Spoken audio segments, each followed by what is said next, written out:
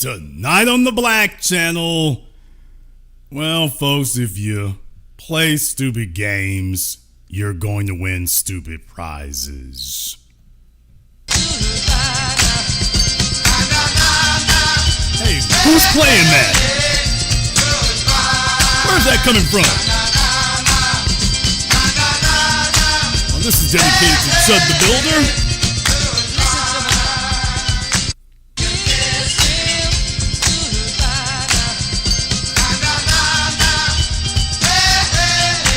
Who's playing that music?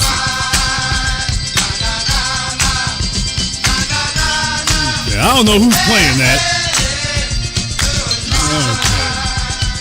Okay. All right, well, for those of you who are unaware, there's been this racist piece of crap who's been running around because Trump got a whole bunch of folks' heads gassed up right now.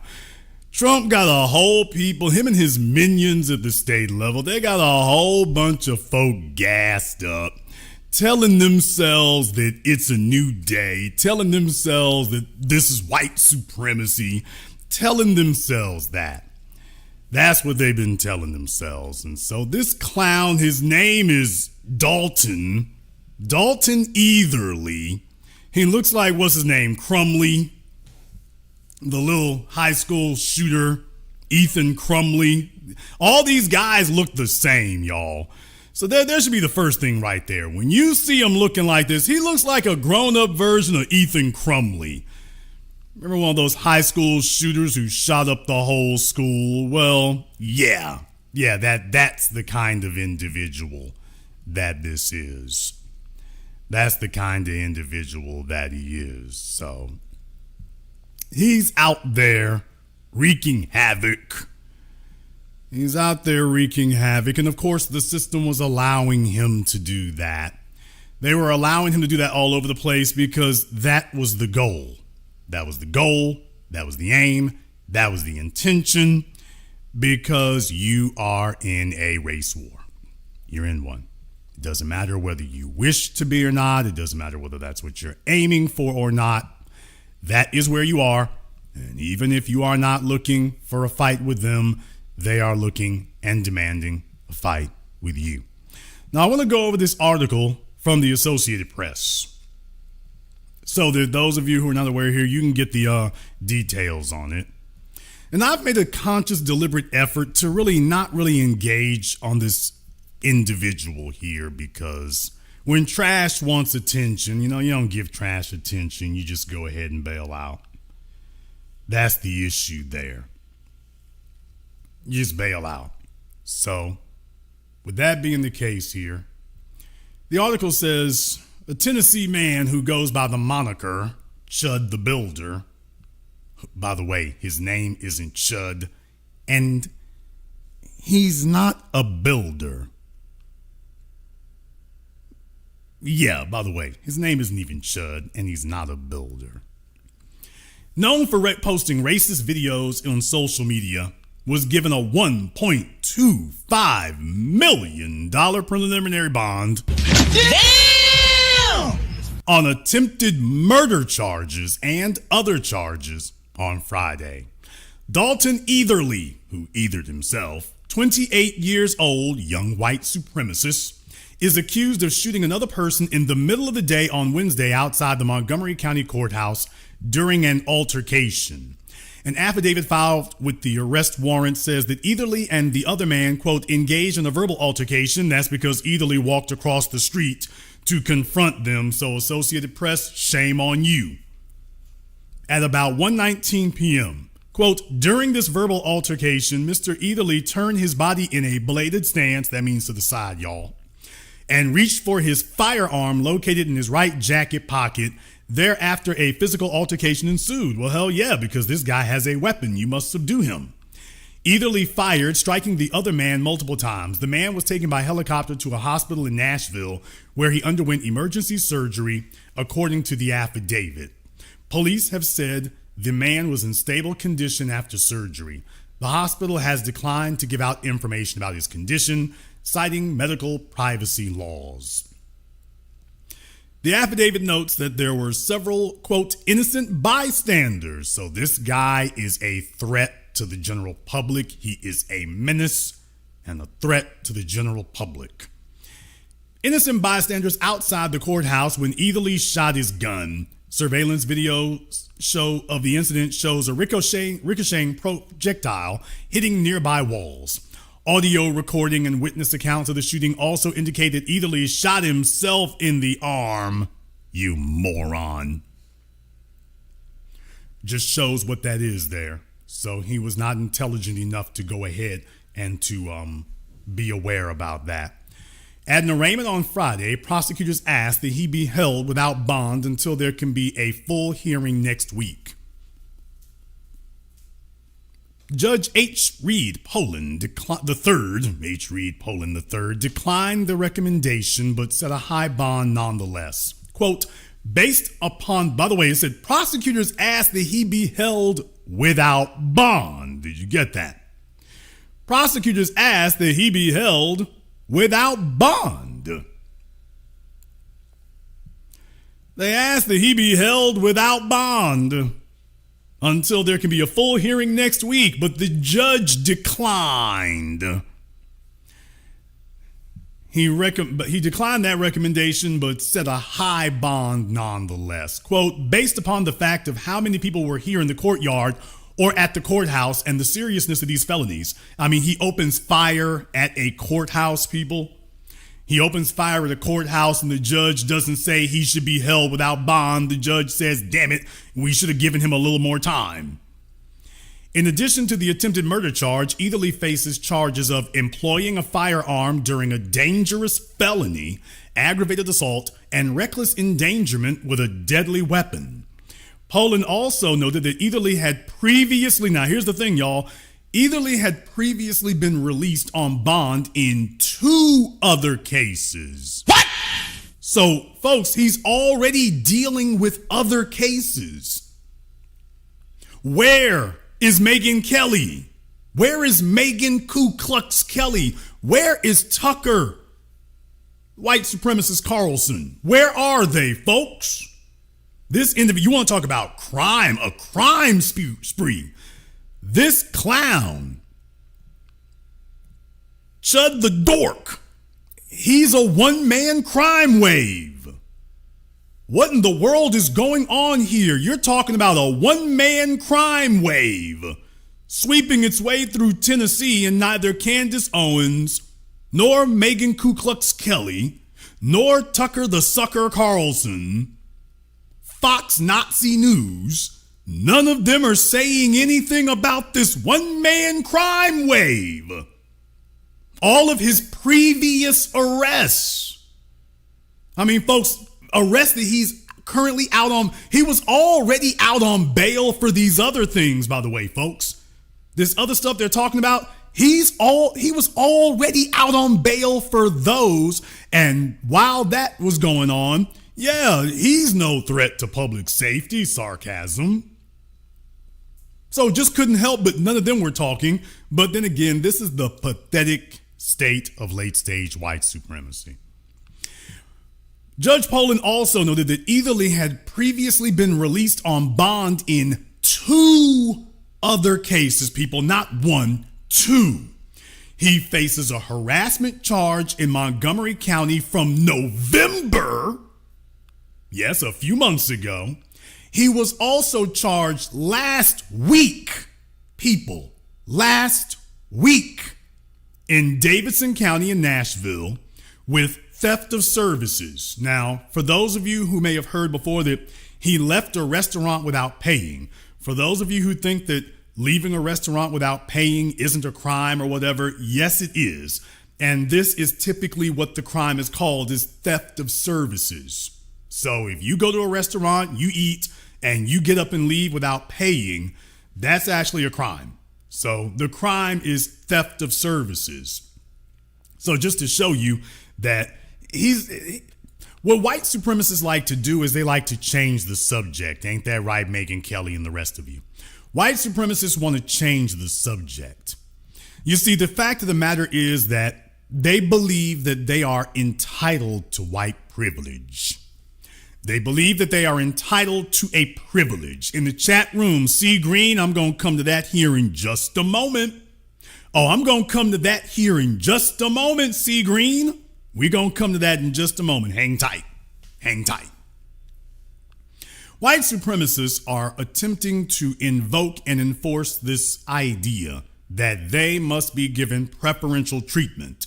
Then you have more daring individuals like Chud The Builder, who sits up here and decides that they're going to be revolutionaries in the cause of pushing the envelope. So in the grand tradition of Dylan Roof and other lowlives, this is an individual who tries this.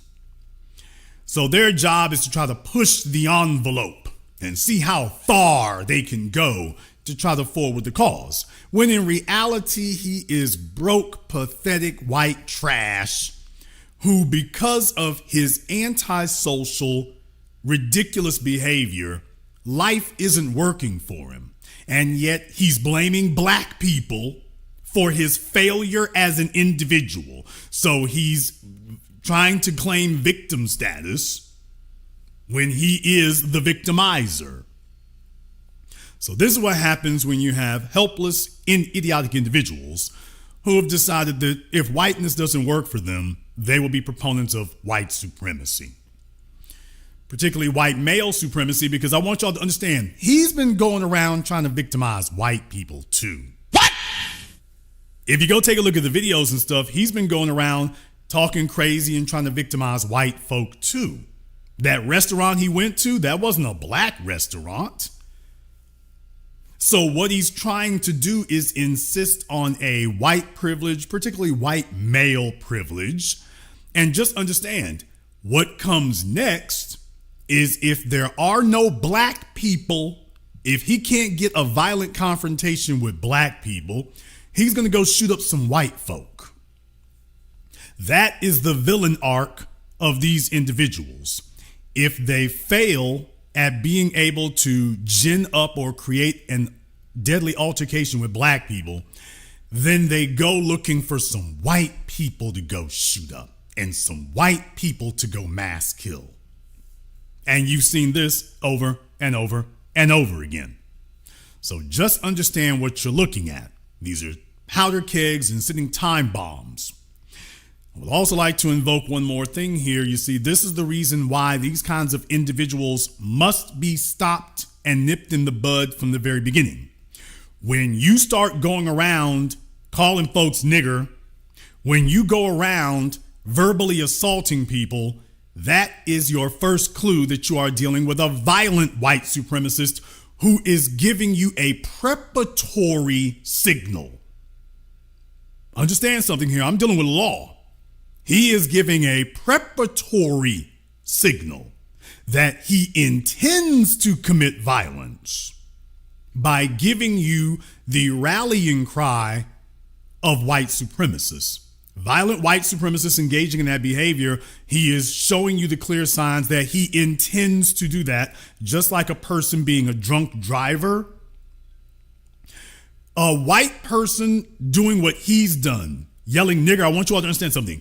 That is a terroristic threat. What? Damn! When you have an individual like this running around yelling nigger at people, carrying a weapon, that is a terroristic threat. The Democrat Party has refused. Rolling the bowling ball, you fat bastard. The Democrat Party has refused to champion an anti-black hate crime bill. This is why we need a hate crime bill, specifically to protect us, because we are specific targets of the white supremacist terrorist culture. And when you have an individual like this who's going around, he didn't just call people niggers, he was making violent threats saying that he was going to shoot people. He, just like all these other white supremacists, he was already threatening to do so. Kyle Rittenhouse was already threatening to shoot people, already saying how he wished he could. And Judge Schrader signed off on it, like Judge Roger B. Taney on Dred Scott, Because the white supremacists are not just in the streets, they're also in the police departments and in the courtrooms, and they've been there the whole time. But I want you all to understand the exact legal framework when you're dealing with somebody like Chud the Builder. These are violent white supremacists, and when they are engaging in this behavior, that is a terroristic threat. They are white supremacist terrorists, and they are looking for a target. And this is the behavior that indicates that they are attempting to identify a target. When they show that they're making terroristic threats, you're supposed to act on against them at the threatening stage. And that is what they did not do. That's what they did not do. But you can already see from his behavior that he was already ginning up for a violent confrontation. And I submit to you all that he's not done yet. Before he gets done, he'll probably go shoot up a building somewhere. And there'll be a bunch of folks talking about they didn't see it happen. Just like all these January 6 people that Trump gave pardons to. Trump gave blanket pardons to them. And then a bunch of them went off and immediately committed violent crimes, sex offenses. That's not accidental when that occurs. It never is. They go on to say here that he was also charged last week in Nashville's Davidson County with theft of services, disorderly conduct, and resisting arrest.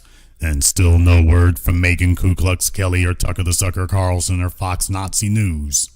An attorney who was appointed to represent Eatherly on the felony charges Friday, Jacob Findley, responded to questions about the case with an email that does not address the charges, but addresses, quote, hateful phone calls and emails my office has been receiving. Findley said he has a history of service to people of all skin colors, and the idea that he or his staff are racist is simply ridiculous. Quote, the role of criminal defense attorney is to represent people regardless of their race, religion, ideology, or allegations against them, he wrote. Eatherly, who is white, posts videos to social media where he tries to provoke black passerby by using racial slurs and racist dog whistles. Although police have not responded to questions about the race of the person he shot, a witness described him as black. Eatherly was being held in the Montgomery County Jail on Friday. All right, folks, I said that part right there, but there's another thing that I would like to show you here from over there at CNN. Over there at CNN, folks, they're actually kind of getting things straight all right over there at CNN. They're actually kind of getting things straight, man. They're kind of getting things straight. And so over there at CNN, they would like for you all to know about the case here. That Chud the Builder, live streamer known for racist content, faces attempted murder charge with bonds under $1.25 million after courthouse shooting from Emma Tucker, Carol Alvarado, and Rebecca Reese. So they got the whole staff on it, y'all. All right, folks. Dalton Eatherly, who goes by Chud the Builder, also a.k.a. Chump the Blunder, got into an argument with another man identified by Montgomery County officials as Joshua Fox, a hero.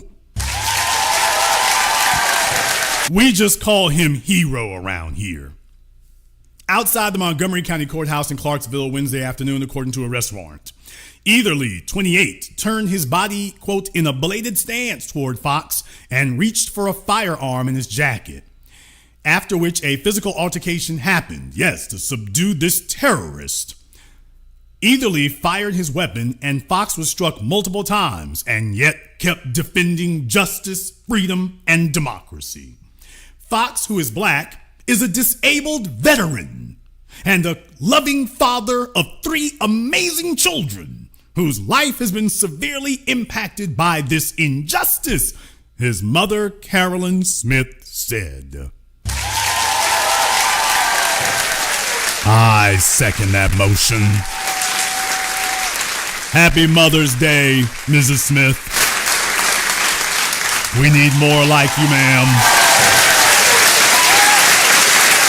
You are a credit to your people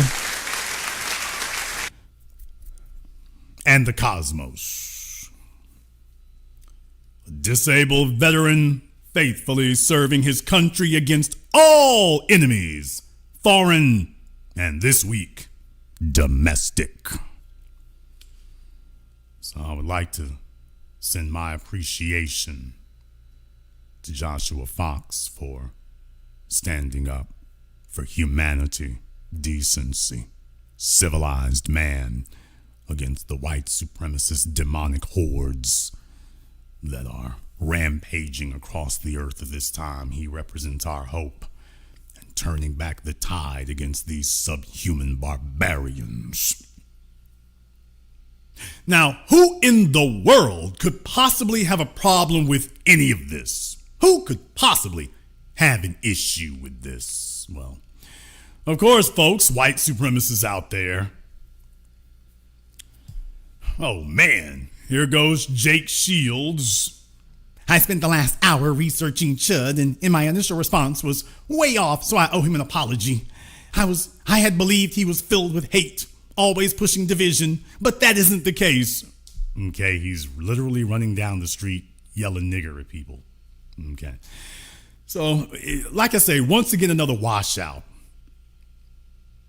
Dalton Eatherly was a failure as a male, a failure as an adult, a failure as a working professional. He was a failure at everything. And so is Jake Shields. Jake Shields is a failure as a man, a failure as an adult, a complete failure as an MMA fighter.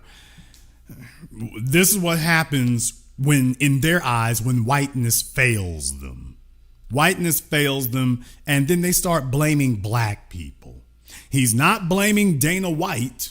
Hey, folks, now he's not going to bat against Dana White and Zuffa or, TKO. He's not going to bat against the white men who didn't want to pay him anymore. He's not carrying his beef against them, the black men who beat the brakes off of him.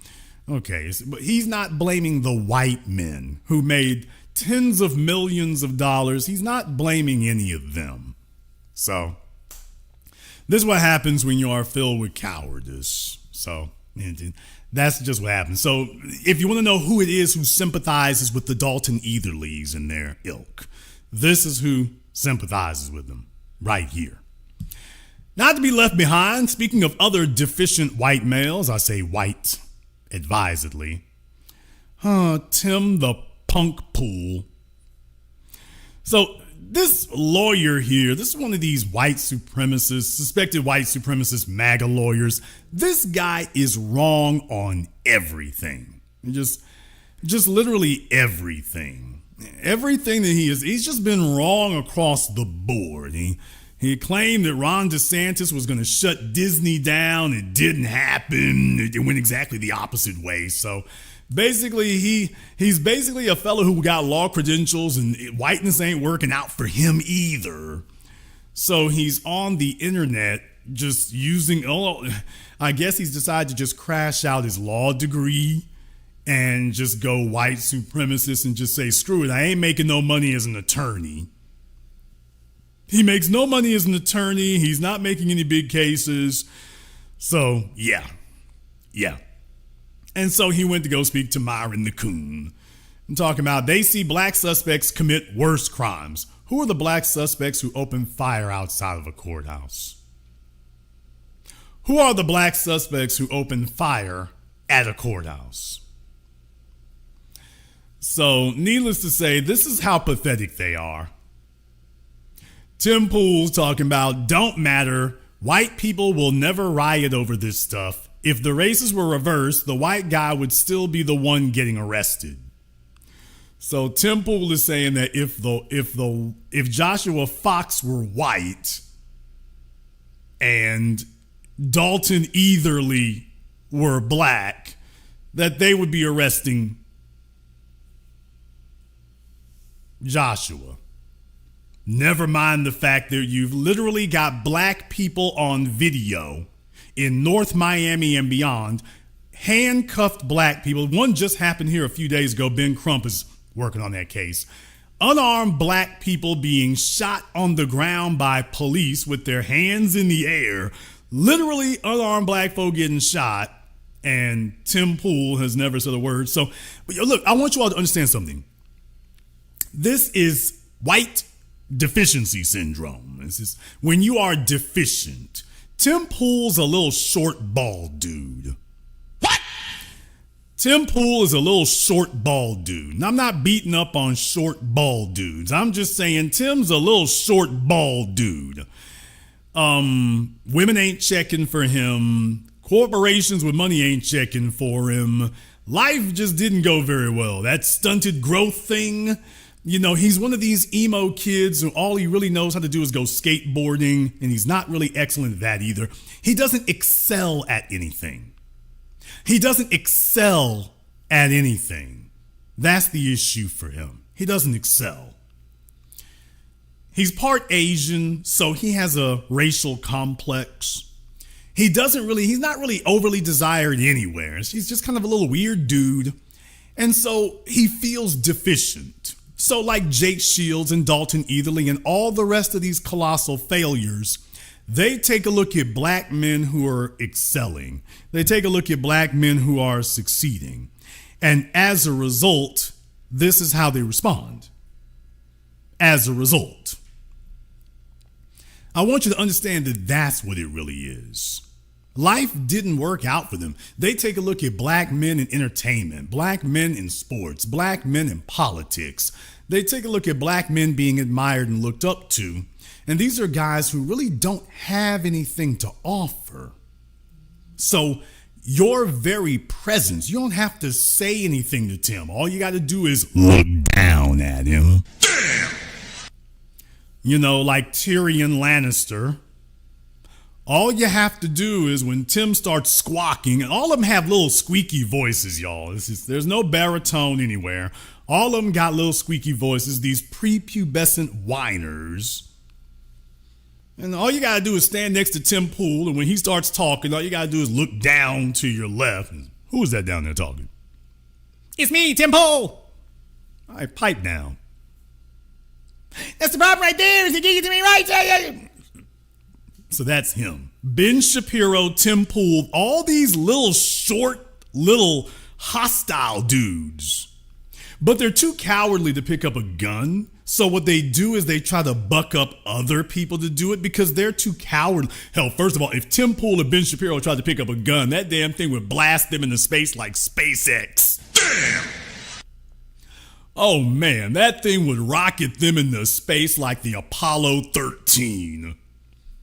Can you, if Tim Pool tried to shoot a shotgun, all you'd see is a bam and a puff of smoke, and that was the last time anybody ever saw Tim. He'd be like the damn man on the moon. He'd be broadcasting from the Sea of Tranquility. I'm up here in space right now. I hope Elon sends a rocket. And him and Ben Shapiro. So these deficient dudes who are angry as hell because whiteness isn't kicking off for them. And so, of course, they're blaming black people simply for existing. They're rage posting at everything.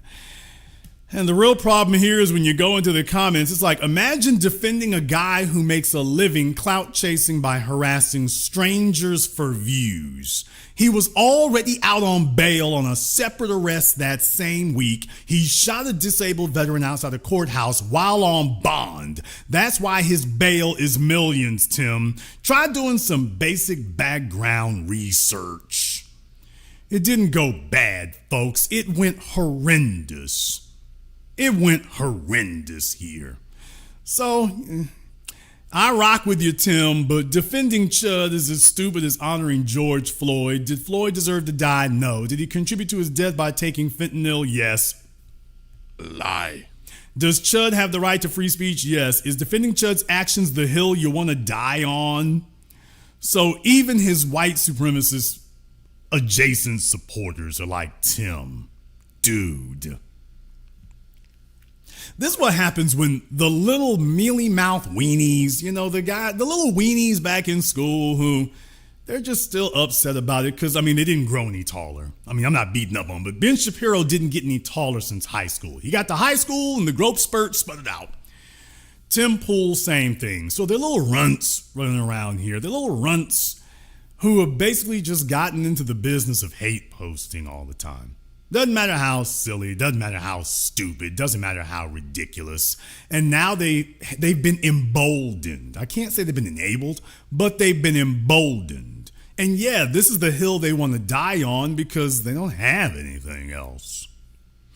There's nothing else for them and they don't have anything else. So please understand, this is what's motivating them. Chud the Builder, let's be clear, folks. If he was making any money, if this guy were actually a builder, do you all know how much money there is in building today? Folks, do you know how much building is going on in Davidson County in Nashville? Hell, I literally broke the story to the world about Nashville, Tennessee. In my film, Gentrified, I literally broke the news to the world about the population explosion happening in Davidson County in Nashville, Tennessee a decade ago.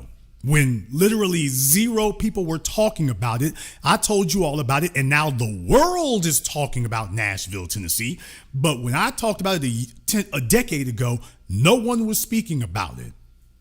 And what I'm saying is that if this guy were building anything, he'd be in Nashville, Tennessee, making a grill. If he were actually a competent builder, he'd be in Nashville, Tennessee, building. That's what he'd be doing. He'd be making money hand over fist. He'd be too damn busy building.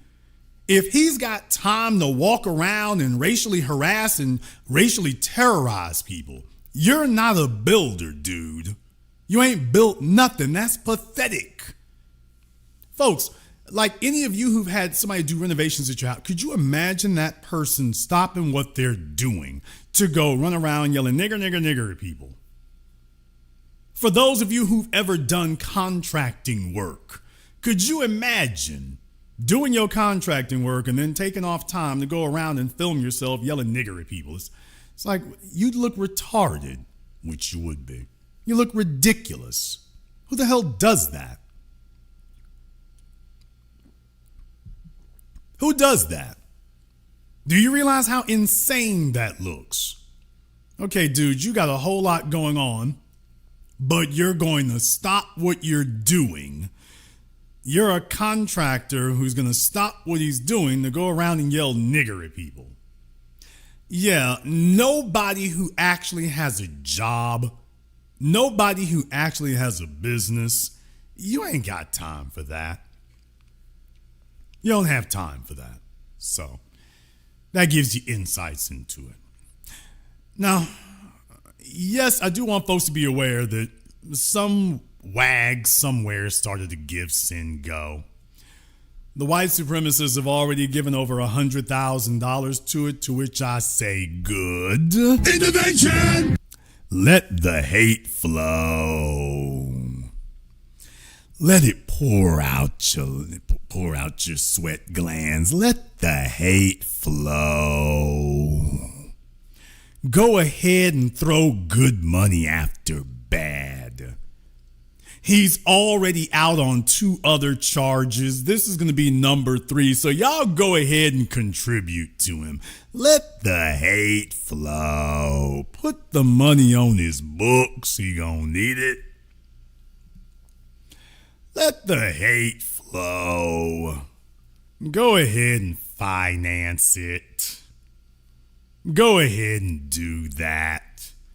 Y'all go ahead and do that right there. Go ahead. Make it happen. Put your damn money and your savings into it. Put him back out here on the streets so that he can go get his 4th charge. I need y'all to understand something. He's in a very precarious situation. Do you think his attorney is going to advise him to go around harassing people? Or do you think his attorney is going to tell him to stay out of trouble?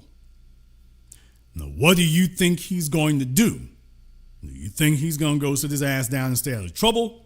Or do you think he's going to do like Johnny Somali and some of the rest of these clowns, and he's going to get out of jail and he's going to try to prove that he can be as ridiculous as possible? Now, when that happens, His attorney's going to bail. They're going to be like, okay, there's no way in the hell this can work. No way that can work. Whether or not he can have a gun or not, well, we'll definitely see. He should be prohibited from having one. Now, he should be prohibited from having one. So without that, yeah, white supremacists are cowards by nature. They always have been. They always will be. So without a gun, he'll be a whole lot less eager. However, I'm not even sure that will stop him. I'm not even sure that will stop him.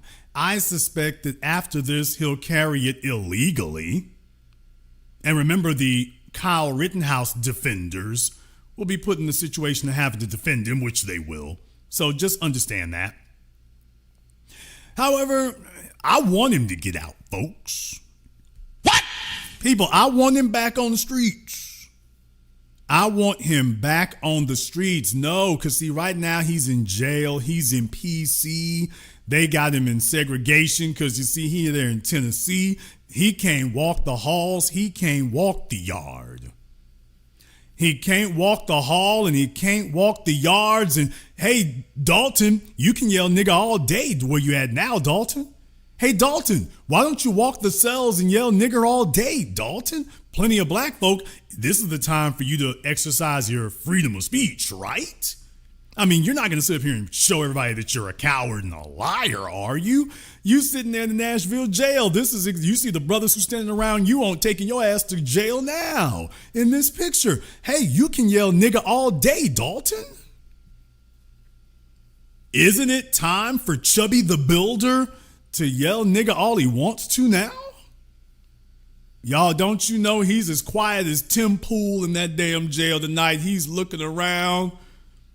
He's looking around in there, seeing if he can find him a white husband. What? He's going to look around and see if he can find him the biggest white dude up in there, so he can be a prison wife. Y'all know what's going on. He's looking for the biggest, whitest dude up in there that he can make a fiance. That's what he's looking for right now. But no, folks, I want him back on the block. I want him back on the block. I want him back on the streets. I want him back out here for free smoke. I want him back out here for free smoke. Because now he's going to have to talk that noise with his hands. And understand something, people. Every victory fuels the next victory. And every defeat fuels the next defeat. White supremacy has already suffered a crushing blow. See, they thought he was going to be a mascot for social media. After that Shiloh Hendricks hag, they were looking for him to be their next new mascot. He didn't make it any amount of time. It didn't work. Not at all. Then he goes off and gets his dumb ass arrested, and he puts them in a terrible position because they already know, yeah, dude, you're just a damn mess. So what they're going to do is give him some rah-rah on their way out the door. But basically, it's like, yeah, he's cooked. He's done. He's done. I mean, folks, can you imagine sentencing for any of his other cases? Harassment, everything else. It's like, dude. Now, I want to touch on another thing here, because you see, we covered this years ago as well.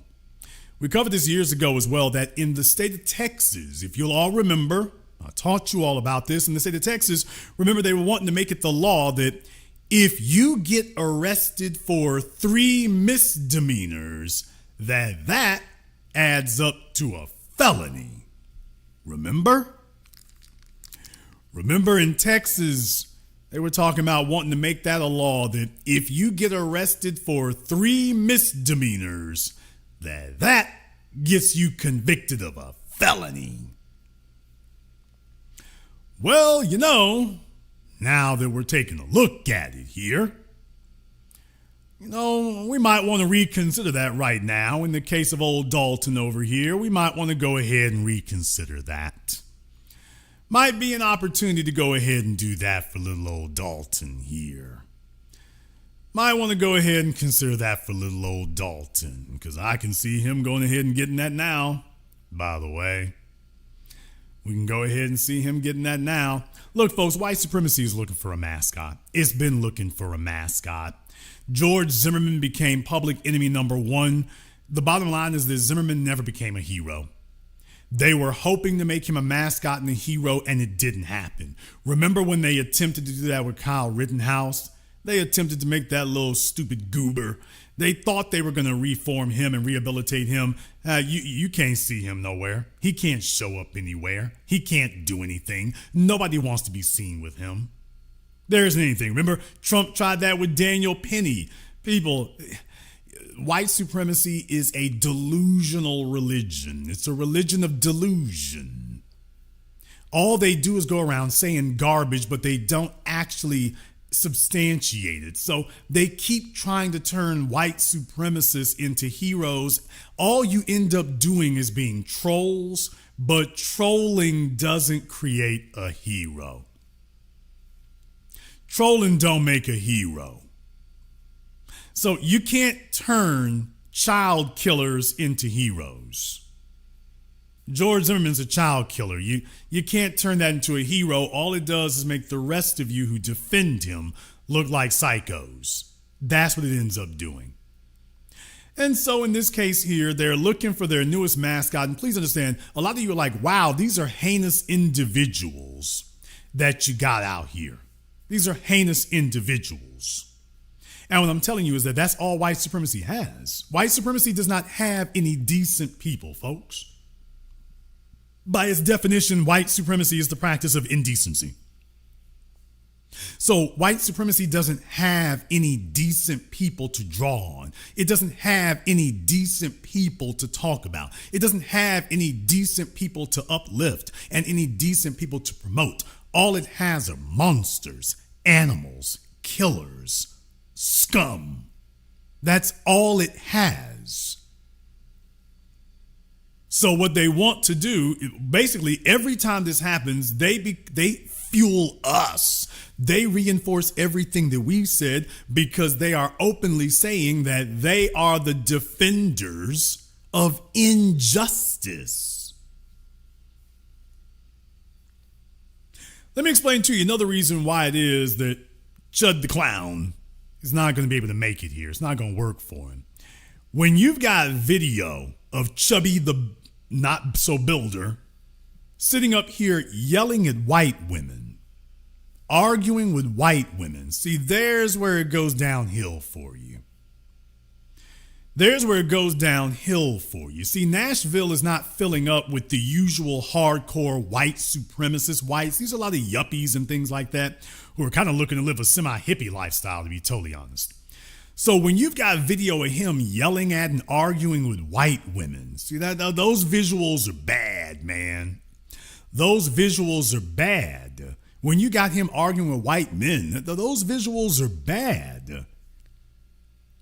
These clowns trying to defend him, they didn't think this over. Tim Pathetic Pool didn't think this over. That's they're desperate and groping for something. See, you're supposed to get somebody who ain't dirty like this. And it's just like, it's pathetic. It's pathetic. See, the problem is that white supremacy eventually ends up putting itself in a villain category. There isn't anything redeemable. There isn't anything about, boy, I wish I could be like them. Nobody looks at Kyle Rittenhouse and says, I wish I could be like him. No one looks at George Zimmerman and says, boy, I wish I could be him when I grow up. Nobody does that except for white supremacists, and even they are not doing it. So look at how they abandon them. The other thing is, I want this guy back on the street because I want him front and center. I meant what I said last week. I do not want people to be able to forget about this. If he's sitting behind bars, he is out of sight, out of mind. If he's back out on the street, you can find out where he's at and make sure that he is no threat to the public. Remember, Pam Bondi told us to do this, remember? Pam Bondi told us that with O.J. Simpson, if he came to the state of Florida, they'll be watching him and he better stay on his best behavior. If they release Dalton Eatherly, we need to be watching him and he better stay on his best behavior. And if he gets out of line, he can be punished. So I want him back out here on the streets. I do not want him sitting in the county jail.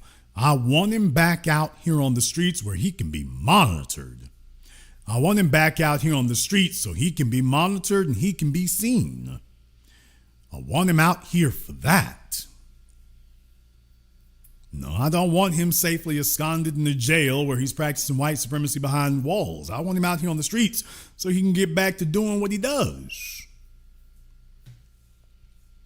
I want him back out here on the street so he can get back to doing what he does, because I want you all to understand something. To the clout-chasing morons on the internet who make money off of YouTube channels, individuals like Pathetic Pool, this kind of stuff for him is content, even though their numbers have fallen off a cliff. Tim Pool, Ben Shapiro, the white supremacists are not doing well, folks. The people who have made a renaissance of going anti-white supremacy, ironically enough, Tucker Carlson, Megyn Kelly, who are going to bat against Donald Trump, those are the only ones whose stock has risen, people. Candace Owens, Tucker Carlson, Megyn Kelly, the folks who actually, they hate black folk, but their numbers are only going up because they're actually going up against the white supremacists. So on the one hand, they want to defend it, but they spend the majority of their time attacking it now. That's what they're spending the majority of their time doing. And it's paying tremendous dividends. The Tim Pools, the Jake Shields, the Ben Shapiros, who are still trying to promote white supremacy, they're the ones whose numbers have fallen off of a cliff. So when they see this kind of stuff, they reflexively start supporting it, even though it's a money loser and an audience loser. It's a money loser and an audience loser. So they're trying their best to try to prop that up when in reality it's a loser. Tim can't help himself. He can't help himself, even though this is the wrong and stupid thing to say. He shouldn't be doing it. But they don't know where they're going with it. They don't know where they're going with it and don't know how to get out of it except to rage about something. So while this might constitute content for him, it might constitute content, but it also goes on your rap sheet. It goes on your record. No one's going to have a stomach or any tolerance for Dalton getting out of jail and then running down the streets yelling nigger, nigger at people again. There won't be people sitting up here defending him and cheering him on for that. Because that's where you have to be today. What you now have to say is that you are a white supremacist extremist, Tim Pool, and now you have to just say that you're promoting white supremacy. You have to say that now, because you're not talking about freedom of speech anymore. Now you're just saying you defend white supremacy. You got to do that. You got to do that. And if you're unwilling to do it, then it doesn't work. Dalton has been too damn blatant with it. He's been too blatant. And now he's really making it where you all can't really defend him the way you need to. You see, in order to defend him, he has to be just. What you're arguing now is that defend injustice. Folks, I want that front and center. Tim Pool is not arguing to make a mascot that benefits him. He is arguing to make a mascot that benefits us. People, please understand, Shiloh Hendrix was a negative for them because when we tell you all that white supremacy is alive and well, we can show you people running. When folks try to say there's nobody just running down the street yelling nigger, nigger, nigger, we're going to show them Shiloh Hendrix. We're going to show them Dalton Eatherly. We can show you individuals walking down the street, threatening children, Shiloh Hendrix, threatening other citizens with a gun, Dalton Eatherly. Folks, they're giving us examples, real world examples we can literally point to. not from 40 years ago, not George Zimmerman from a decade ago. We can show them to you right now on video. We can show it to you. So we don't have to go groping for examples or groping for an instance of anything. I can show you these people. Hell, they're recording themselves. They're proudly doing so. And by extension, we can show you their defenders. Matt Walsh, Tim Pool, Tucker Carlson. Now we can, not only can we show you the assailants, we can now directly connect them to their media promoters.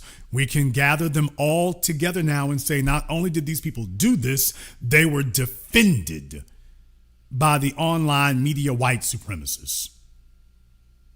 Tie them all up together in a nice, neat little bow. Now, this is where you want to be. We don't have to make the argument. They make the argument for us. Are you documenting it? Yeah, the Cinnabon chick. Folks, they're making our arguments for us. All we have to do is catalog it. Yes, and then they get millions. We can show folks contributing hundreds of thousands and millions of dollars. So do you see all the lines we can draw from that? Not from decades ago, but in the here and the now, as you promote the indefensible. This is where you want to be. They make the case for us. I don't want anybody turning the spigot off. I want that spigot blasting. I want it to be like a fire hydrant, just blasting water out of it. That's what I want. I want that there. Keep piling up the examples so that you can no longer lie and say that nobody's doing that.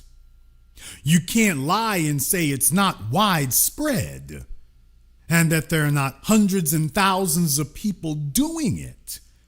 Folk, they've debunked any one of their excuses they want to give. We can show you thousands of folk doing this, thousands of people paying for it and promoting it, dozens of YouTubers across the board.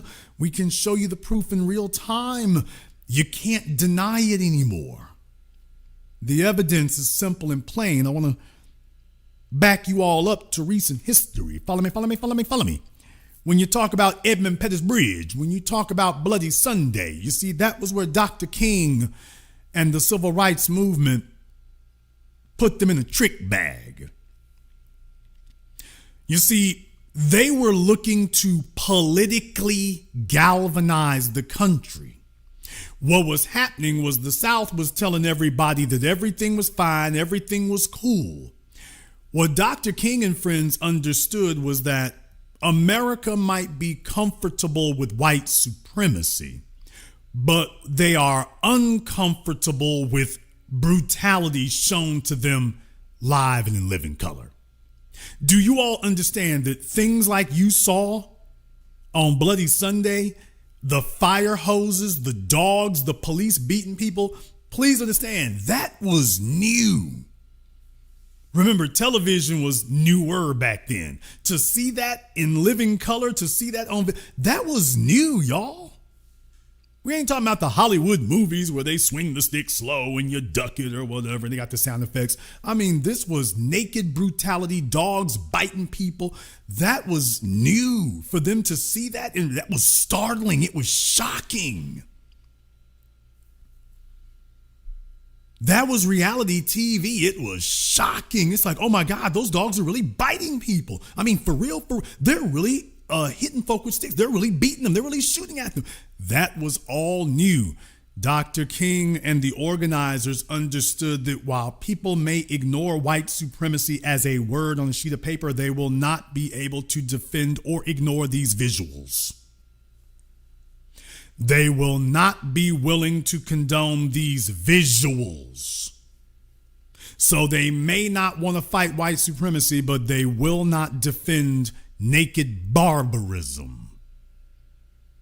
In the chat room with Emmett Till, his mother understood this, and the organizers of the movement understood this, that these folks may not be willing to condemn white supremacy, but they will have to condemn barbarism. They'll have to condemn that. And if you all will take a look on your screens, there are certain things that these folks are not going to be able to overlook there as well. See, this is video from the day in question there. This is video from the day in question when the assailant was trying to commit murder. And you see, the problem is these are the kinds of visuals that you will not be able to defend.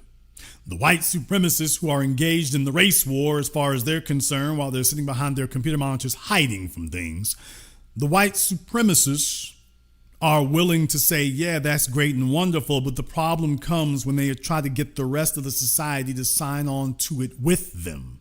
When they try to get the rest of the society to say, we want you to sign on with the barbarism with us. We want you to be a part of that. We want you to be a part of shooting people at courthouses. We want you to join us for that. That's what they're saying. We want you to join us for shooting people at courthouses. Now, there's where Tim Pool and the rest of them will find themselves without any support. When you start telling everybody, okay, you need to back us up for murdering people at courthouses and in the middle of the street, you got to back us up for that.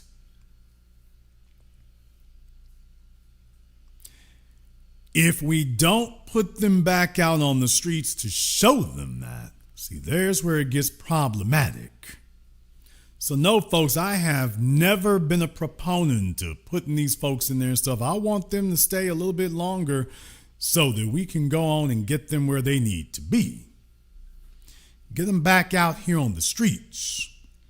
Get them back out here on the streets so that they can attempt to practice white supremacy. Get them back out here to brag about it. And then get Tim Pool and the rest of these pathetic podcasters to try to defend it. I want that to happen. They're playing right into our hands because they are keeping the subject front and center. That's what we want. We want it to go front and center. Somebody in the chat room talking about the Middle East. Yeah, just like with the Palestinians, just like with the genocide in Gaza. Just like with the genocide in Gaza, you see, for the first few months of blowing up Gaza, nobody really said anything. After the 4th or 6th month, things are so egregious and you come in day after day. Folks, without evidence, you don't have proof. I know it can be unpleasant, but without evidence, you don't have proof. You got to have proof to make that work. You got to have proof. If you don't have evidence, you don't have proof. So you got to have that. You got to have that. If you don't have the evidence for it, it doesn't work. So that's the first thing you need to do. Make sure you have evidence and stop being afraid of compiling it. The white supremacists are very mad. They're very angry. They're beside themselves. This was supposed to be a slam dunk victory. They're supposed to have a new mascot. Yeah, he's a crash out. Please, Dalton is the cannon fodder. They don't care about him. This is the other problem with white supremacy too. White supremacy does not care about you. For their foot soldiers, for their cannon fodder, they don't care about you. You are a useful tool to be discarded for the cause. You are a disposable asset. Shout out Carl Weathers. You're a disposable, expendable asset. Your job is to go out here, get the job done, and then you get disposed of. Because you see, they supported Dylan Roof murdering a bunch of black people.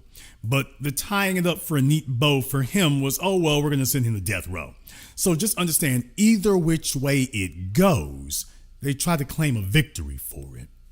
But for your white supremacist sacrifices, it's just, you're disposable. Your job is to go out here and be disposed of. That's your job. You were a young loser. Now you're a little bit of an older loser. He looks like some weird type of 70s porn star. What? Your whole life is pathetic, and it's like, hey, since you're never going anywhere and never being anything, why don't you go ahead and sacrifice everything you are for the white supremacist cause? You've already gone down in flames. Why don't you go out in a blaze of glory? And that was the idea, folks. That was the idea. So that's why they sit up here and keep cultivating these kinds of individuals. They keep cultivating that. And he couldn't make anything else happen. So now they've lost their mascot. I mean, they're going to try to act like everything's okay. It is not okay. Folks, this is the very definition of not okay. It's not okay. This is not okay at all. It's all bad. It is all bad.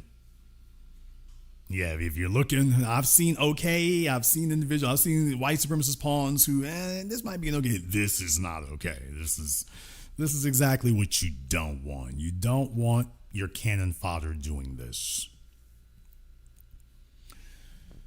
So the reason why I'm highlighting it here is because the white supremacists are upset. They're angry. They're panicking.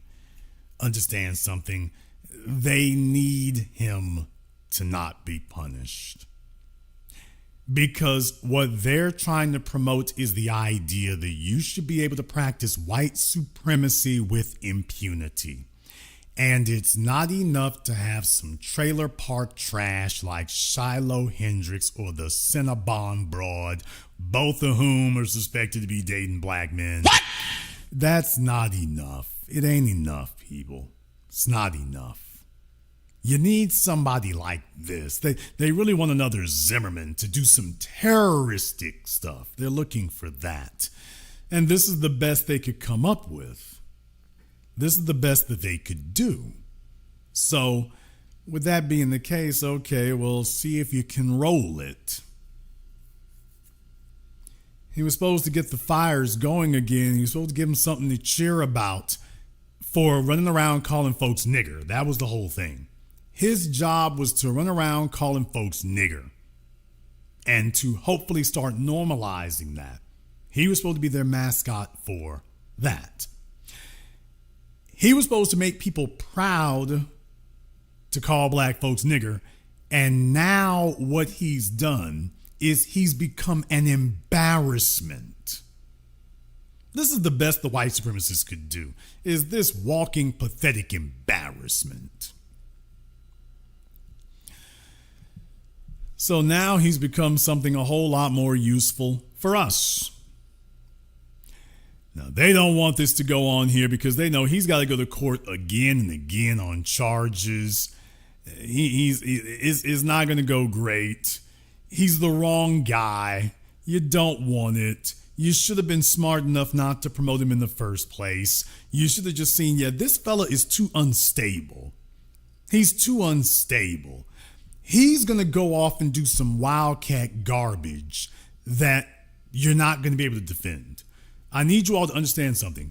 For him, mark my words, folk. When he gets out of jail, he's going to be blaming white people. What? Damn! What?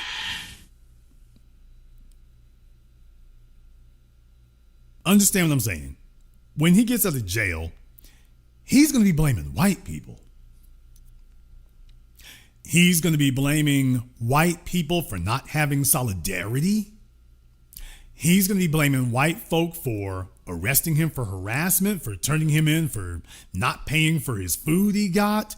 When he takes a look at the judge, the prosecutor, he's going to be blaming white folk. I want y'all to mark my words.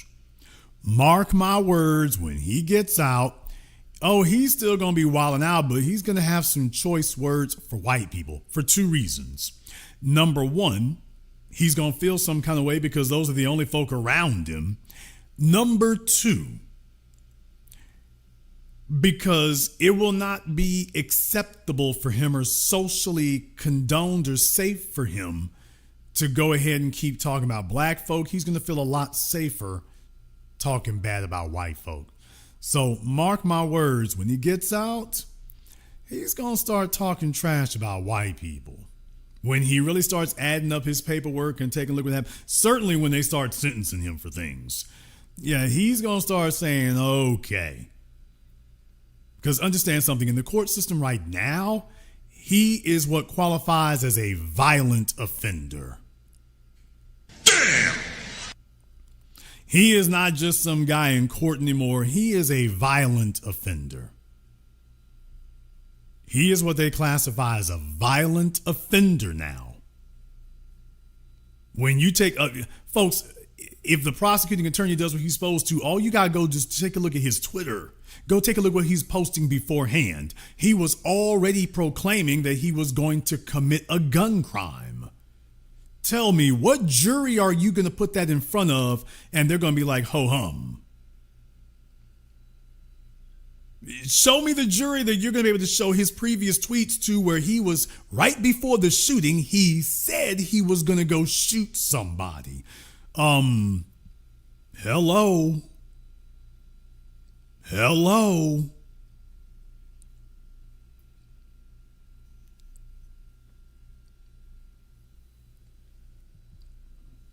So only the most dogged and desperate will be trying to hold on here and trying to make a hero out of this. This is not what you want. This is a bullcrap sandwich. It is everything they didn't want it to be. I mean, if you want undeniable proof that white supremacy is on its last leg, this is the caliber of, quote, hero that they're reduced to. A psycho joke. This is what you're down to now. This is what the mighty Aryan movement has been reduced to. Weirdo porn stash fellas out here running down the street yelling niggers. This is what they're reduced to. Pathetic. However, keep it coming. We need to be able to document these things, so by all means, keep it coming. And you, those of you listening here tonight, you might disagree. That is very, very possible that you might disagree. Therefore, we're going to go ahead and open up the link to the Zoom here in the chat room for you all. You are more than welcome to go ahead and give us a call, and you can talk to us here if you disagree about that. Or otherwise, you're more than welcome to join us. In the meantime, I want to thank everyone who has contributed to support tonight's program on PayPal, Super Chat, Venmo. Shout out to Nancy King. Nancy says, anti-hate crime bill is in order. Accurate analysis, TBA. DNC, where are you? The DNC is too busy defending the Chud The Builders, by the way. Shout out to my man, Mr. Richburg, Mark B, Andrew L, Cameron, Najee, and everyone else here. Radical Resistance, Growing Woman, Beverly White, New B1 Media is a lifesaver. My man Logical for Emotion giving out some memberships here. Lisa Mincy, thank you very much to everybody here for your support here as well. We're going to take a very brief commercial, non-commercial break. When we come back, we'll see about addressing this, taking some of your calls, and more. This is the Black Channel. Be the teacher, knowledge on the block. Got the kids learning, minds open like a lock. Books and skills from the east to the west. Bringing education, yeah, we're simply the best. Classes on fire, brains burning with desire. Innovation driving like a tire through the mire. Math, science, history, we got the whole range. Kids hitting new heights, teachers making a change. Used to be the teacher, stacking up the grades. Future bright shining, no need for no shades. Got the youth thriving, moving up the ladder. Smart and sharp, brains growing fatter. Lessons so lit, yeah, they stay in a blaze. Every mind sharp like a sword in the haze. Mr. B in the house breaking knowledge chains. Education kingpin, we repping the games. Used to be the teacher.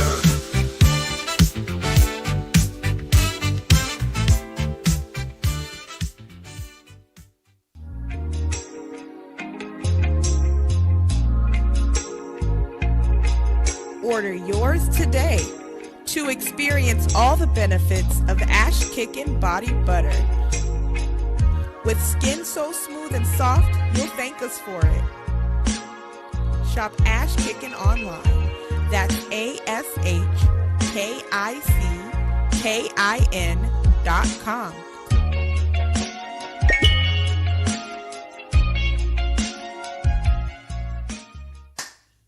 Hi, this is Brenda Starr, creator of Poetry with a Purpose and author of the book Pressed But Not Crushed. Pressed But Not Crushed is an anthology of political poems that address current and historical issues in American descendants of slave population and African American population. The book describes slaveries and its residuals, Jim Crow segregation, social depredation, and other relevant issues to American descendants of slaves and African Americans, including the current political climate that does not address our issues.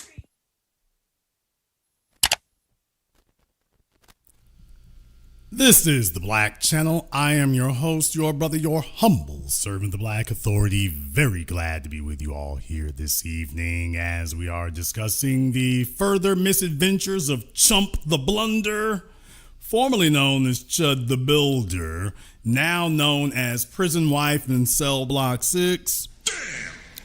So I think now they call him Wendy in Cell Block 6. So yeah, it's a tough time. The white supremacists, they were hoping he'd be a mascot. Now he's just a damn punchline. Hard work out there. All right, let's go ahead and jump over here on Zoom. Let's see what everybody wants to say here. The Zoom lines are filling up here quickly, so get in where you fit in. All right, Charles, you're on Zoom. What's on your mind, brother? Hey, how y'all doing this evening? And I hope everyone is well. It's kind of funny how this person, this absolute loser, who these white supremacists continue to doing all these things. In fact, this person apparently was always just a criminal and such. Because I think if I heard this stuff, I think he was yelling like N-word stuff to these I think black women a couple of years ago, and just yelling and screaming. This is before he had this persona and such. Before like I said, I mean, he's a long-time racial terrorist. He's a long time doing this. But understand where it comes from. He's young. He's a white male who he's not competent. He hasn't accomplished anything. He doesn't know what to do. He is incompetent at being able to do so. He's too incompetent. He won't apply himself to anything constructive. So basically, this is what his life has become, a sideshow of crashing out, because there is no woman looking to him to be her protector or provider or leader. All the things that make a man. He doesn't have anyone looking to him for that. So this is what he's reduced to. He's reduced to this, running around being a troll and pretending that this is a substitute for manhood. Yeah, because there isn't any place that respects him or is looking to him for manhood in the first place. His life is a failure and he's only 28 years old. And now, not only is it a failure, it's already over. It's but that's what the game is, man. That's what it is. They people think, oh, well, I can do what I want. I can do this and get a free ride. But more often than not, they get this one hit of fame, and then they are they get either locked up or they looking up at the lights. If you know what I mean. Look, somebody in the chat room saying that he has a son. Here's the issue here. What type of responsible father who has a family to take care of is out doing this? You got kids to feed. What man who is seriously trying to feed anybody is out doing this? What man who has any sort of responsibilities is out doing this? You can say whatever you want to about the biggest pookie on the Xbox. You ain't seen no black men with kids like that running down the street yelling at white folk like that. No, they might be out trying to rob something, but they're not out there in the street. This is their damn job. You're supposed to be showing your children what manhood is, taking care of things, responsibilities, somebody to look up to. You're supposed to be showing them the things that make a man is a work ethic, discipline, reliability, focusing on your son. How is running down the street yelling nigger at people focusing on your son? This is your contribution to your son. This is the best you can do. And what I'm saying is that very clearly, first of all, let me be clear about this. If he does have kids, y'all are saying he does. Okay, let's assume he does here. I'll take you all's word for it. As far as I'm concerned now, he's a threat to the children. What? He is a threat to those kids. If he has a son, he's a threat to the child now. Well, I mean, this is contributing to the delinquency of a minor. The way he's behaving here, somebody needs to have sole custody. They need to give the mom sole custody unless she's on meth or something. But yeah, right now he doesn't need to be fathering to anyone. Not anybody at all. I'll let you have the last word. And remember, this is the website that he is on. Kick has a ton of white supremacists, a ton of people who do all these horrible and terrible, say horrible, terrible things, not just black folk and people like us, but also sexually assault people. They have like a lot of just a terrible place to be around, and yet it's still around for reasons and such. And if you look at the history of that website, it's a dangerous and horrible place to be. And I suggest no one should be on that site. No, I disagree with that completely, brother. I disagree with that completely. Y'all can't be out here scared about things. Whether it is Stormfront, whether it is Daily Stormer, whether it is Kick, Rumble, whatever. You want those things out there. You know why? For the same reason the federal government does. You want the white supremacists to come on out and say what they got to say. I want them to get together. I want them to congregate. I want them to have great big churches. I want them to speak openly. I want them to post up. I want them to get bold and become bolder every day, because that's what happens when you don't swoop in and grab them up the first time they do something. You let them keep talking because it makes them bolder. And then it makes the others watching them, lulls them into a false sense of security. Now they think it's okay to do so. So you can't find out who everybody is if you shut them down. You make a safe place over here for them to talk, and then they all start growing like a cancer and festering. That's what we want them to do. Thank you very much for giving us a call tonight here. Let me go ahead and see if we can get Robert up here on Zoom for me here right quick. All right, Robert, what's on your mind? TBA, one of the greatest master teachers in the history of our lineage, and our anchor man in the new black media. Yeah, TBA, you was on point about what you said earlier today about Nashville. I took 5 trips last summer to Nashville, and they expanded in that place. Like when I was flying to the airport, it was all this construction going on, and they turning it into an international airport. Yeah, Nashville is a major American city, y'all. Nashville is a major American city now. That idea of little country town or little country music town y'all had 20 years ago, throw it out your head. It's an NFL city now. Is it an NBA city? I'm not sure, but it's definitely an NFL city now. So Nashville is a major American city now. It's ironic, TBA, that you asked that question. Is it an NBA city? Because they pushing hard. Oh yeah. Because LeBron said that, didn't they? They're really ragging the Memphis Grizzlies, and even LeBron said they need to move the Grizzlies from that old dilapidated stadium to Nashville. Yes. Yeah. You're right. And because they're building a new stadium in Nashville, they're building a new stadium in Nashville. TBA, they're making a whole stadium complex, just like the other cities are.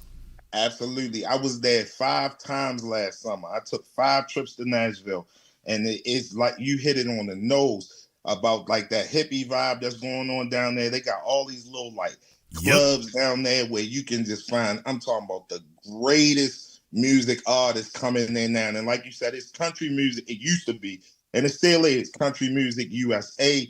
But the vision is they expanding it to all forms of music. So everybody, rock, hip hop, everybody coming through there now. They want to be a live music venue. They actually already are. They're a live music venue because they've already got it with the country music thing started it, but it's become a spot that's attracted people because they have respect for it.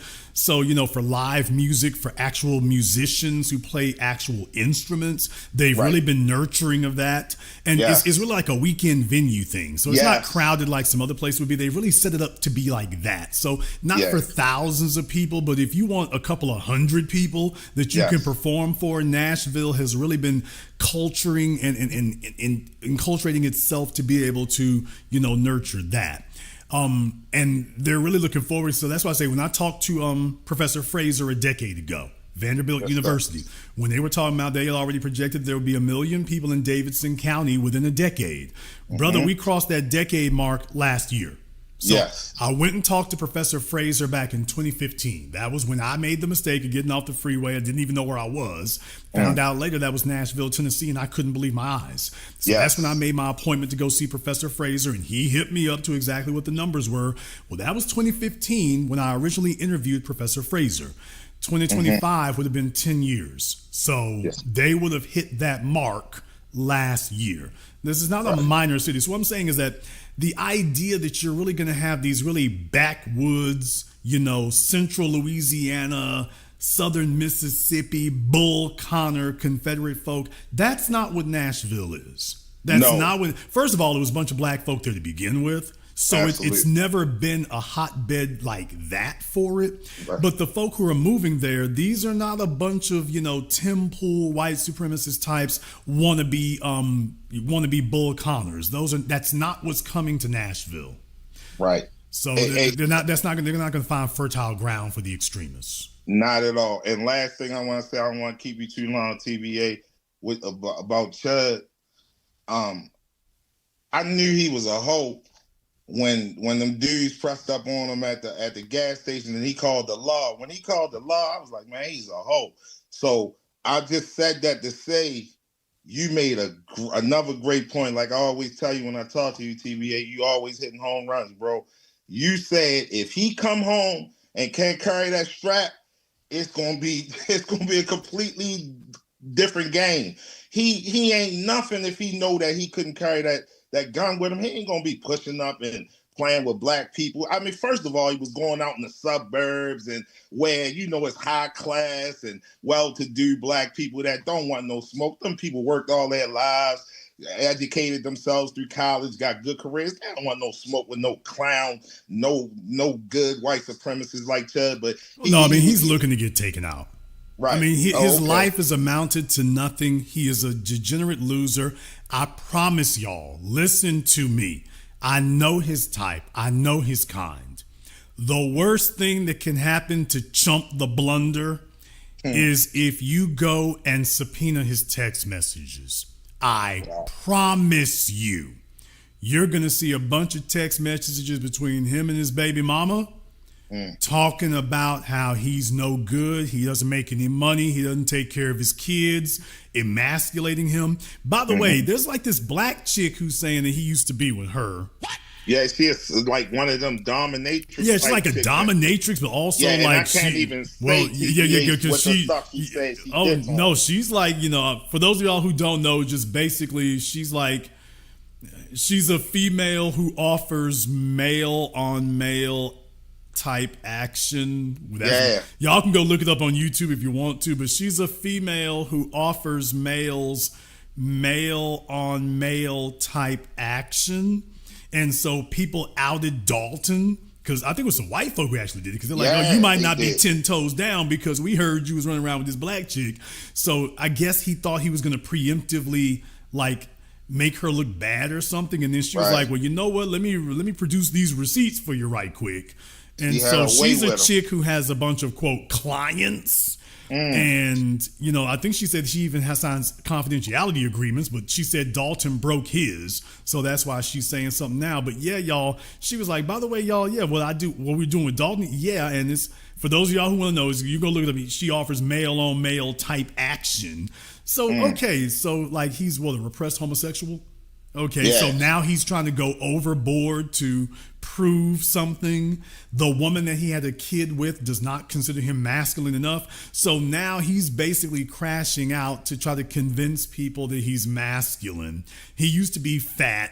I don't know why people say steroids or whatever. It's not like he's built like that. But okay, folks, you can knock yourselves out. He used to probably be fatter than he is now. And he's trying to convince himself that he's not a loser. So he's overcompensating by going way over the top. But I promise you, brother, If they go take a look at his text messages between him and his baby mama, I promise you're going to see a bunch of emasculating stuff telling him what he's not doing. I promise you're going to see that. And everything's going to come together for you right then. Between the black chick he's with and whatever's going on with the baby mama, it's like, now, so that's why you're out here acting out. A fool, right. Man, lastly, I just want to say, TBA, as always, man, thank you for what you do for our people, man. You are truly an American treasure, bro. Be safe and keep up the good work, man. Be one, bro. Thank you very much for joining us here tonight. We appreciate that. Let me go ahead and see if I can jump back over here on Zoom right quick. Let's get Mike up here on Zoom for me here. Dred, Bamani, and everybody else here on Zoom, just hang tight. We'll get to you here in a few moments here, Mike. All right, Mike, what's on your mind, brother? Good evening, TBA. Can you hear me? I'm Mike out of Las Vegas, Nevada. We hear you. What's on your mind? So this dude, man, he reminds me of, if you're familiar with Albert Anastasia from the mob back in the day, who got whacked. And the reason why they got rid of him was because Albert Anastasia, who used to be the leader of the Murder Inc. crew that used to do all the hits for the mob back in the 1930s, he was basically a loose cannon. And at that time, you're getting into the 1950s when the mob was really trying to reconstruct their way of doing things into the way of becoming more like a corporation with rules and regulations and how they approach things. This guy was a crash out for white supremacists. And the white supremacist community basically looked at him as like basically a liability, like an Albert Anastasia. Like, we don't operate like that. You're trying to do things from the 1930s way or the 1900s, you know what I'm saying, back when the Klan had their revival, their second revival back in the early 1900s. And they're basically, you know, white supremacists today, they know they can't play that with us FBAs today. They can't do it. There's so many videos online of FBAs putting foot to ass, putting belt to ass on people trying to get smart with us. So he needs to understand it ain't the 1930s no more. You can't go around calling us nigga no more. It ain't gonna happen, bro. That's the other part of it right there, is letting folks here know you can sit up here and let Tim Pool buck you up if you want to. Tim Pool is sitting hiding out of his house. Tim Pool is going to do like all the other white supremacists. He's sitting behind a microphone. He's hiding at home. He doesn't go anywhere. He's going to be Tucker Carlson hiding out in the woods. They'll go buck you up, but they are not going to sit up here and take this smoke when it shows up, which is what they do. Cowards, they buck up their dumbest and densest, and they go off and do that. So just never be confused into thinking that these are profiles in courage. They are not. I'll let you have the last word. Thank you, brother, for all your work, and be one. Thank you. Be one, brother. Thank you very much for giving us a call tonight. For those of you who are wondering, I went to go Google the fairy image, and if you had not seen it, this is what I came up with here. So, yeah, Black Tucker Carlson says that this was Chud before the fame. So, that certainly looks like him to me. That looks like him to me. So, yeah, did I call it or did I call it? Folks, it's the same old thing we've seen. There's a bunch of these white supremacists. People, one day you're going to hear about all of them. One day you're going to hear about all of them. From the founding of this nation, to the Confederate Army, to the segregationists of the Dixiecrat South, to Charlottesville, to the alt-right, to MAGA, to post-MAGA. One day, folks, you're going to get the whole story on all them folk.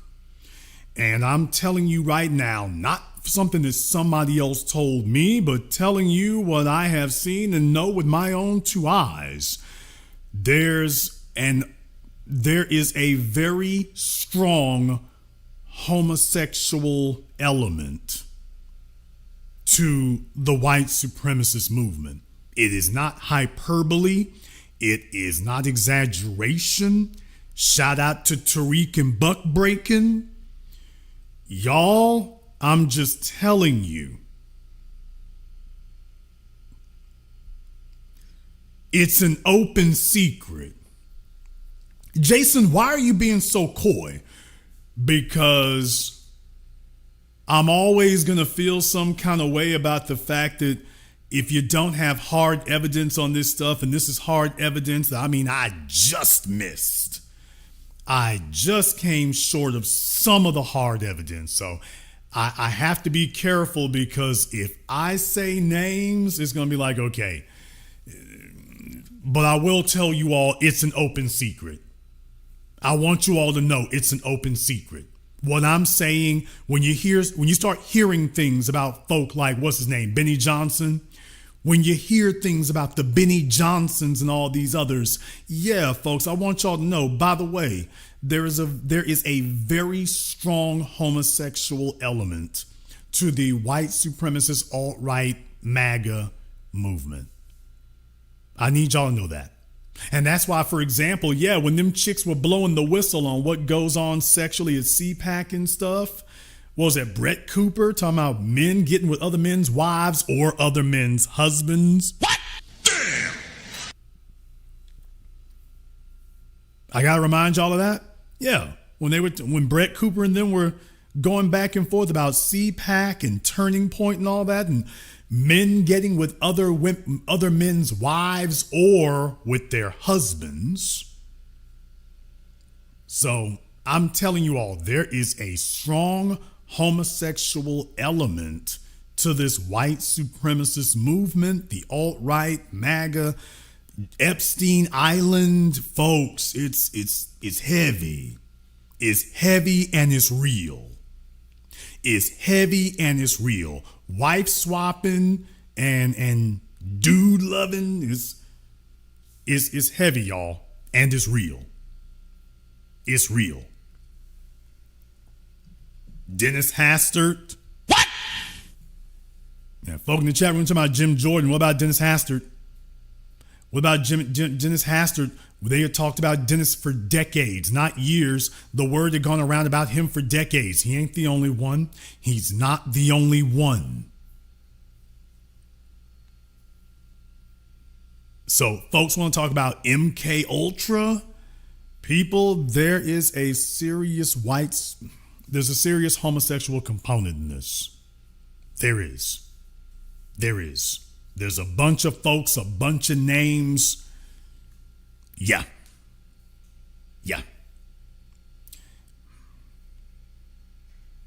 I have to monitor my words carefully, because somebody in the chat room talking about J.D. Vance. Who was it who brought J.D. Vance to prominence?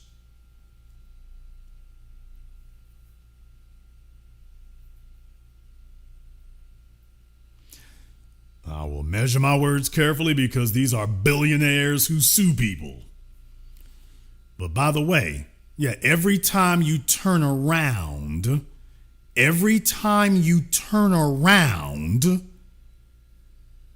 you're hearing the same thing. Hey, folks, why is that every time we turn around, we're hearing the same thing? Peter Thiel. Folks saying Nick Fuentes is gay.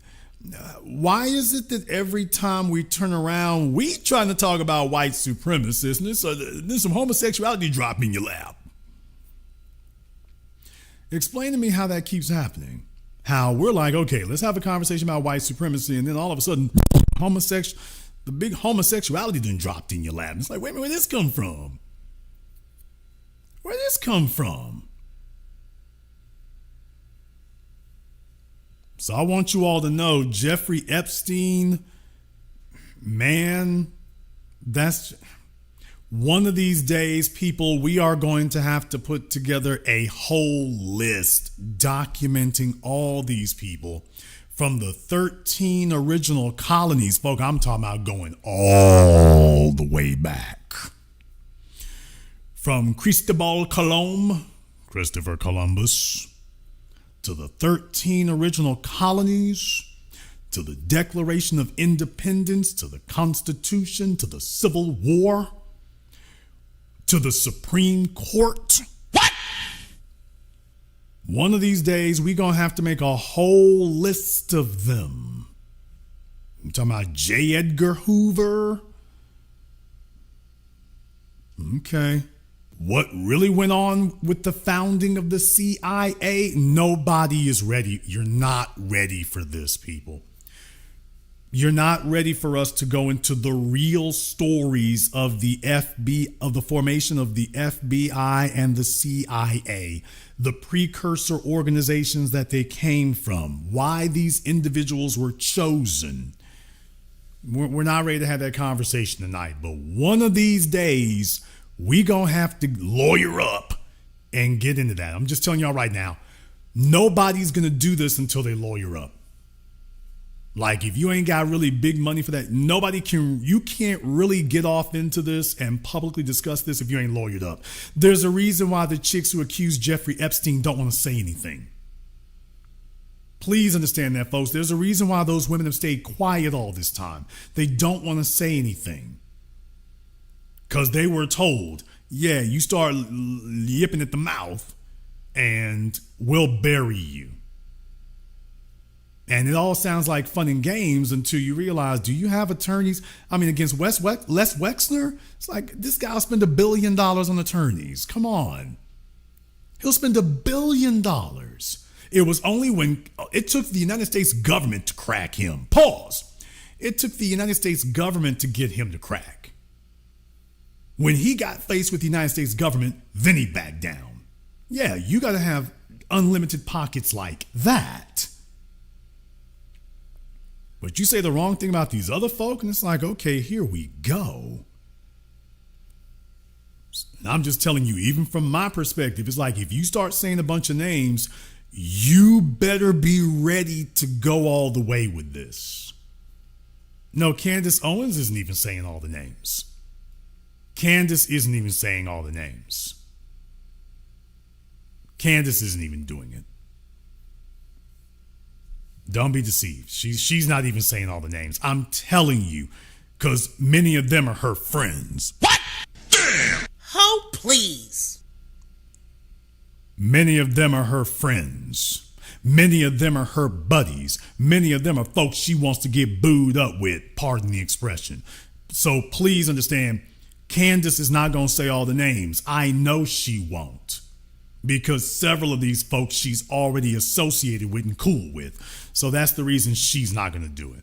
So don't be fooled. All right, let's go ahead and jump back over here on Zoom again. Let's see if we can get Dred up here on Zoom. All right, Dred, what's on your mind? What's going on, Jason? I was just having a conversation with my cousin about this topic. I want to pose a question to you. Isn't it not illegal to go into a court building with a firearm? Yeah, the question, I don't know whether or not he went in with it, but the thing is, it's probably illegal for you to have it on the grounds. Right, so how can you come out with one? Very good question. Very good question. So, I mean, they know full well. Look, they already know he's guilty. I mean, they know full well. So whether he was in with it or not, I like I say, without proof of that, I'll be very interested to see what the explanation is. I'm like you, inquiring minds want to know. By the way, how long did you have it on you? How'd you come in possession of it? So we'll see. We'll see how it came to be. I do know that he shouldn't have had it on those grounds.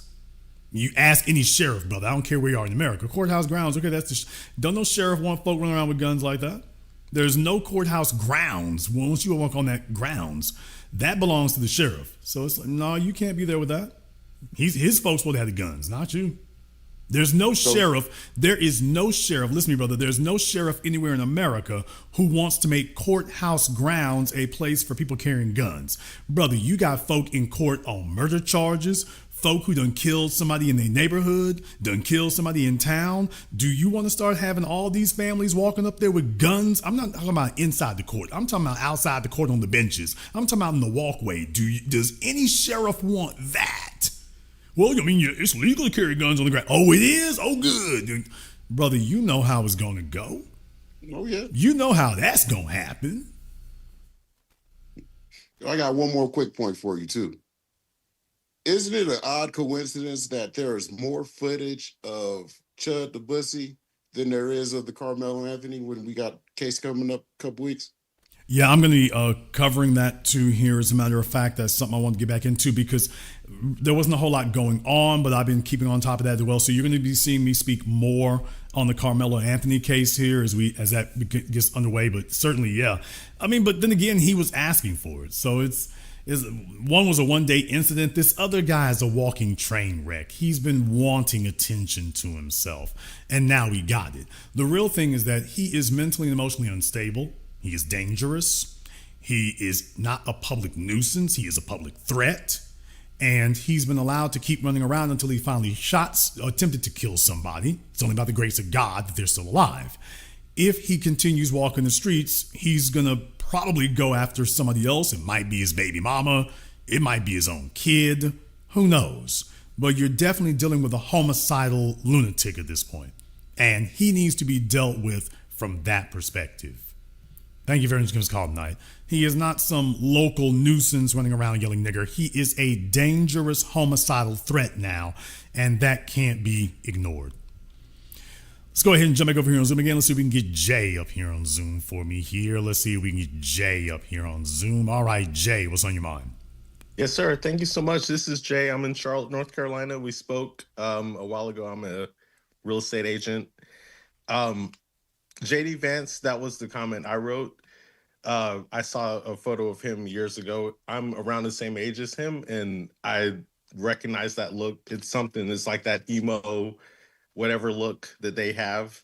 But this is also another more reason that we need a hate crime bill as Black folks in this country. Thank you so much. Thank you very much for giving us a call here tonight. Yeah, y'all, like I say, I mean, these repressed individuals, they don't get respect on masculine terms. I called it from the very beginning because this is a typical case. You see it all over the place. The Tim Pools and the Ben Shapiros, who have never gotten respect on masculine terms. They're not respected among the men. They can't do manual labor. Could you all imagine Ben Shapiro attempting to swing a hammer? He probably hit himself in the head and then smashed his hand while he was after it.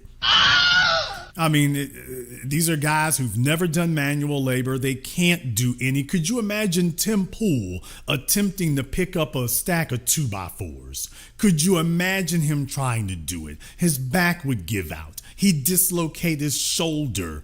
It would be embarrassing. He'd fall over with it. Could you imagine him using basic tools, much less power tools? It couldn't happen. So these are individuals whose masculinity has never actually been solidified.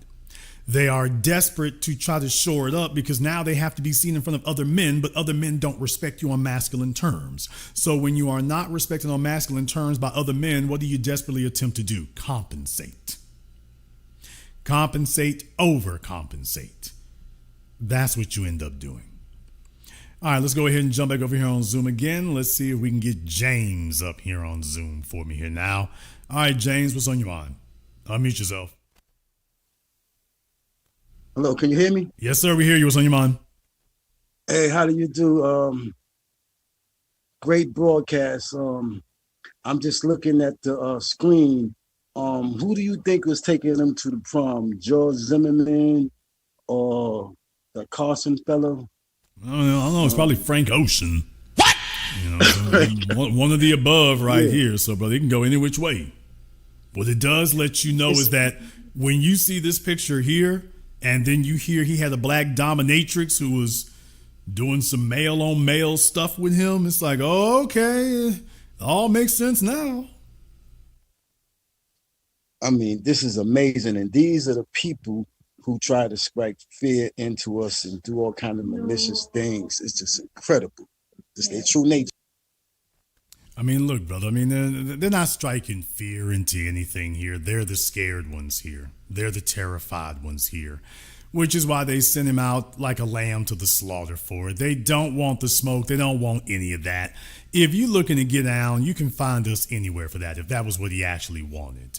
And he doesn't actually want that. And the crazy part is the first time that he attempted to do it, look how it ended. I'll let you have the last word. Thank you.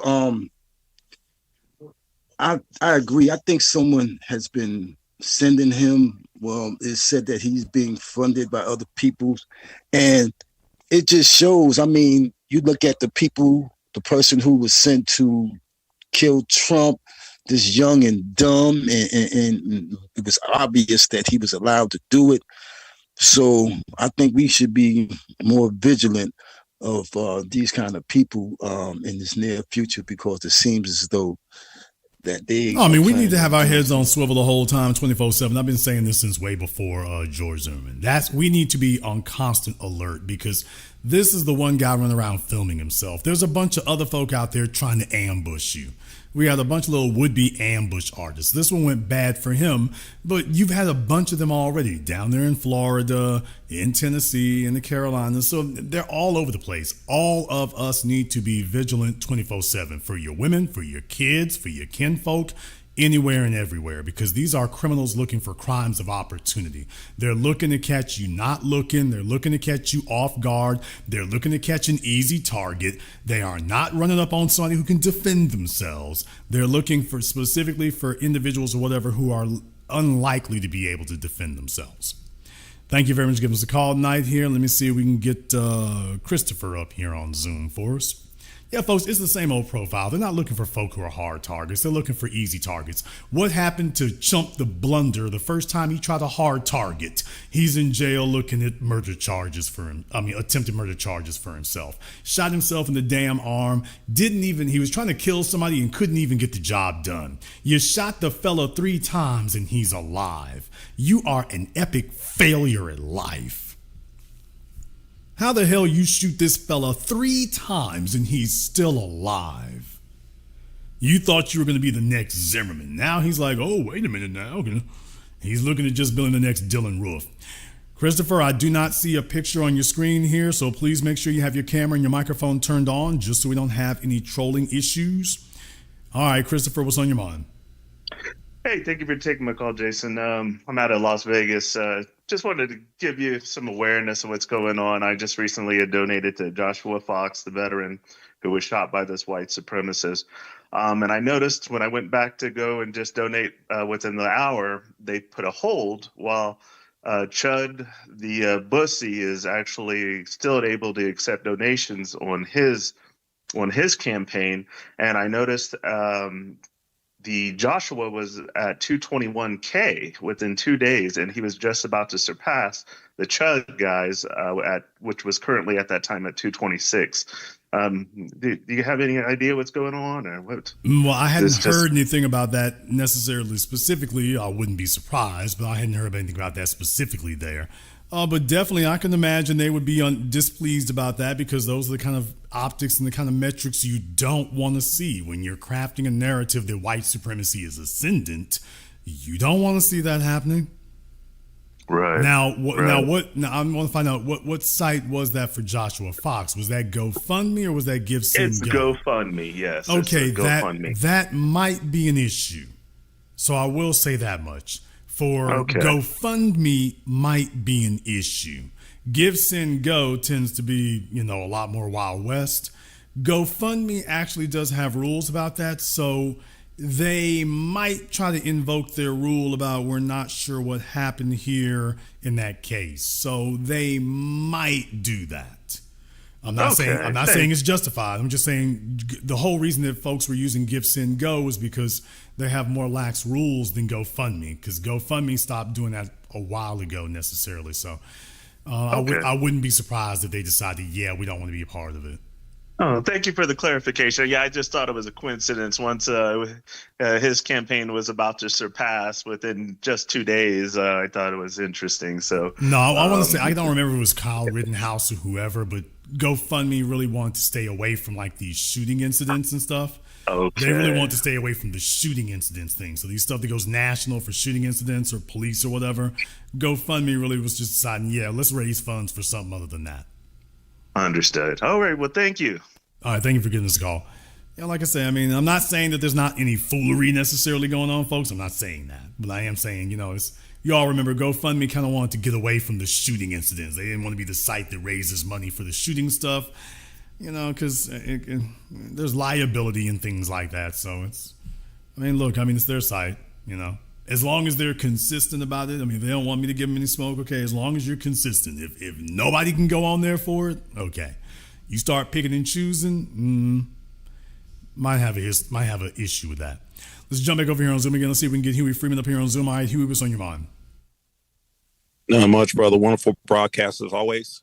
I don't know if you noticed, Jason. I see a lot of these white supremacists on Twitter trying to compare. Sorry about that. I'm noticing that these white supremacists, they like to compare this Chud dude to Carmelo, the brother that defended himself against white supremacist violence. I think the reason why is because they're pissed off because the grassroots, we raised a bunch of money to help our brother out. And I noticed ever since we did that, Jason, a lot of them, they got pit. They started funding all these damn white supremacist incels and to help them out. Yeah, I mean, look, if you want to compare Carmelo Anthony to somebody, compare him to George Zimmerman. Go ahead and compare him to that. So, look, white supremacists are scumbags. They always have been. This is not about truth. They're not interested in truth. Richard Spencer told you they're interested in dominance, by definition, injustice, because they cannot fairly dominate anybody. They tried to do it fairly. It was a resounding disaster. So if you're looking for truthful, honorable individuals, that's not who these guys are. They are the monsters. They are the bad. They are the orcs from the Lord of the Rings, is what they are. They're the bad guys here. Thank you very much. Give us a call tonight. Let's see if we can get Mike up here on Zoom for us here real quick. All right, Mike, what's on your mind? How you doing, Jason? There's a couple of things I want to say. The first thing I want to say is, like, this could be an opportunity, or don't you think, like, the police departments in Nashville and Davidson County or Clark County or Clarksville, where he's from, aren't they open for a lawsuit for, like, neglect, since this man has been terrorizing the area for months? I mean, they certainly could be, because he's broken all kinds of laws. The police have been sitting there condoning it and whatnot. So certainly this is a negligence issue. This should have been dealt with. This could have been stopped a long time ago. He was making clearly terroristic threats online. So if you've been ignoring that, you are absolutely liable for that. So it really just depends. Benjamin Crump or somebody may want to go ahead and take a look at that, but you are 1,000% certain this is not somebody exercising, quote, freedom of speech. He is a public nuisance. He is disorderly conduct. He is attempting to incite a riot everywhere he goes. So by definition, if nothing else, he is definitely disorderly conduct and disturbing the peace. He is absolutely disturbing the peace. He has a record of doing this. Now he's ventured off into the getting arrested area of it. So at no point can you say you did not see that this was a clear and present threat and you just kept condoning it. So every word you said is absolutely correct. They're basically just hoping and riding the line of, well, who's going to do something about it? Who's going to sue us about it? The first time they get sued, then all of a sudden their tune is going to change. But you're right. They're just checking to see if they can get away with it. Yeah. And because I was saying, like, I said that because this incident does highlight what you've been saying about our black legal class is abysmal. I mean, we should have black lawyers lining up to sue these cities and counties just off this case alone. I mean, it's blatant. I think they would win. It would be a landslide. And they can also use this opportunity to push for a crime bill. I don't think we could get any pushback if we can use this event moving forward. Well, definitely. Certainly not just this one. I mean, this is one of the crown jewels lately, but we've got a whole list of them. We have a whole list of them now, and it's just this unavoidable, unignorable avalanche at this point. And it shouldn't have gotten to this part, but you're in the system of white supremacy. But yeah, with the legal class here, certainly they should have gotten a hold of some of these other folk here before and make them plaintiffs in the case and sue the municipalities about that. You should not be a white supremacist running around making terroristic threats at people, and then you just sitting up posting it on every social media site. I mean, you want to talk about promoting it. So between them and the social media sites, as a matter of fact, all of them should be liable for that. Thank you very much for giving us a call tonight. Let's go ahead and jump back over here on Zoom again. Let's see if we can get Bomani up here on Zoom. All right, Bomani, what's on your mind? Hey, great program. I had a couple of things that I wanted to kind of ask about. One was, okay, sorry about that. I hit the other. Okay, brother, you're on. What's your question? Is it possible that he had help, like with the police and? Well, he certainly had aiding. He certainly had aiding and abetting. I mean, he has certainly had the condoning of law enforcement, like all the rest of them. Kyle Rittenhouse, George Zimmerman. So I've seen the videos where he was talking to the police, and they were just as conciliatory and soft on him the whole damn time. So he was doing the same stuff right in front of them, and they were just as complimentary as you please. So certainly, at the very least, law enforcement was very condoning of what he was doing. They were not enforcing the law. They were deliberately just refusing to enforce the law with him. Because if you, let's try this way, brother. If you were at a restaurant and you were yelling bees and hoes at all the white female waitresses and servers, and you were sitting there calling them stupid bees and hoes, and the police showed up, and you still yelling stupid bees and hoes at them, would the police say that you have freedom of speech and, oh, well, that's freedom of speech, ma'am, and just, or would they sit up here and say, oh, you're disorderly conduct and threatening them and throw your ass in handcuffs? Which would it be? Oh no, we go to jail. I'm figuring if we were parading around with a Nazi outfit on and saying anti-Semitic things to Jewish communities, how long would that have lasted? Well, I mean, in New York, you're not going to get nowhere with that. But I'm just giving you something that just goes nationally. I mean, if you were a black male at a Red Lobster cursing out all the white women up in there, that's not going to be, right. Well, man, he got freedom of speech, and when there ain't nothing we can do about it, they'd be like, oh, there's plenty we can do about it. Get your ass in this paddy wagon, nigga. It would be that. You go straight to jail. It would be that. No conversation, no nothing. You sitting there talking about freedom of speech. They say you got freedom to hit these charges. That's what you got freedom to do. I wanted to ask one more thing, too. I saw the other day that Trump was trying to get $1.7 billion for the Jan 6ers and those that were prosecuted under the Biden administration as some kind of reparation for being wrongfully prosecuted. He think just crimes like this and some of the police that have been locked up could fall under that if he gets what he wants in trying to do that? Okay, well, like I said, he's doing a bunch of outlandish stuff there to begin with. Who's going to pay that? That's going to be a very interesting thing there. I know he's trying to cram through a bunch of stuff, but who's going to pay that? Is Congress going to authorize that? Where does that come from? So there's a bunch of reasons why that would be difficult. I don't really think that applies to us, though. Okay. Appreciate you. Thank you very much for giving us a call tonight. Yeah, folks, I mean, y'all sit up here and try that. The police wouldn't be sitting up there with you. Every black male in here who's had to confront the police, myself included. You don't get to sit up here and be yelling and screaming at folk and talking about, oh, y'all police shut up. I'm exercising my freedom of speech. Well, I mean, okay, we understand that, but it ain't going to be like that. You take yourself to, Biloxi, Mississippi. You take yourself to one of these rural towns, one of these rural suburbs. You go show up in one of their cafes. You go show up at one of their schools, people. Go show up at one of their schools. Go show up at one of their colleges. You go show up at one of their churches. You go to one of their churches acting the way that Slum the Builder was. And tell me if the police support you the way they did him.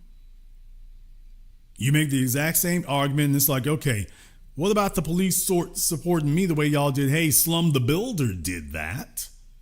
And you all were sitting up here with kid gloves. So just understand, you got white supremacists all over the place. You have white supremacists all over the place. And when they've gotten together and decided, okay, this guy here is going to be our crash out.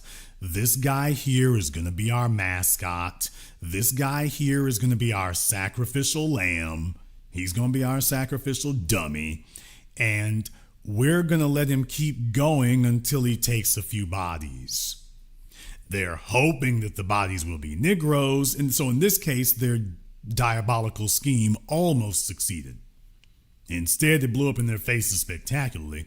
But oh, no. Law enforcement, he's come into contact with them a bunch. Hell, folks, remember he's been arrested now 2 times in the last 6 months. He's been arrested 2 times in the last 6 months. And they've been keeping coming back to him. Once again, you all know how it is with police. They'd be like, oh, we know this guy. Remember? This isn't in one of your liberal bastions. This isn't in New York or San Francisco. This is in Tennessee, people. You know, where they're erasing the black districts. This is in Tennessee. This is not one of your, quote, liberal bastions of, soft on crimeism. This is Nashville, Tennessee. And they saw him doing that, and they were just like, okay, no problem. No issue here.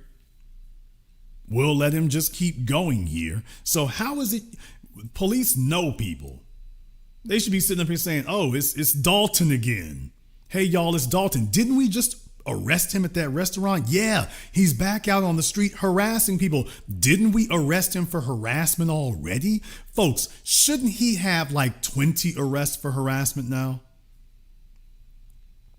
Shouldn't he have 20 arrests for harassment? Shouldn't he have 20 for that? He shouldn't have 1 or 2. He should have, I'm talking about dozens of them. Now, how is it that you can commit the same offense dozens of times, but you've only been arrested for it once? How in the hell do you commit the exact same offense dozens of times, recording yourself on video, posting it to the internet, but you've only been arrested once? He's posting up videos all the damn time. So what I'm saying is you don't have to fight to get the evidence. The evidence is sitting right here. Why are they not acting on it? He's providing his own evidence against himself. And yet we have a prosecutor and a judge and a court that isn't treating it like it.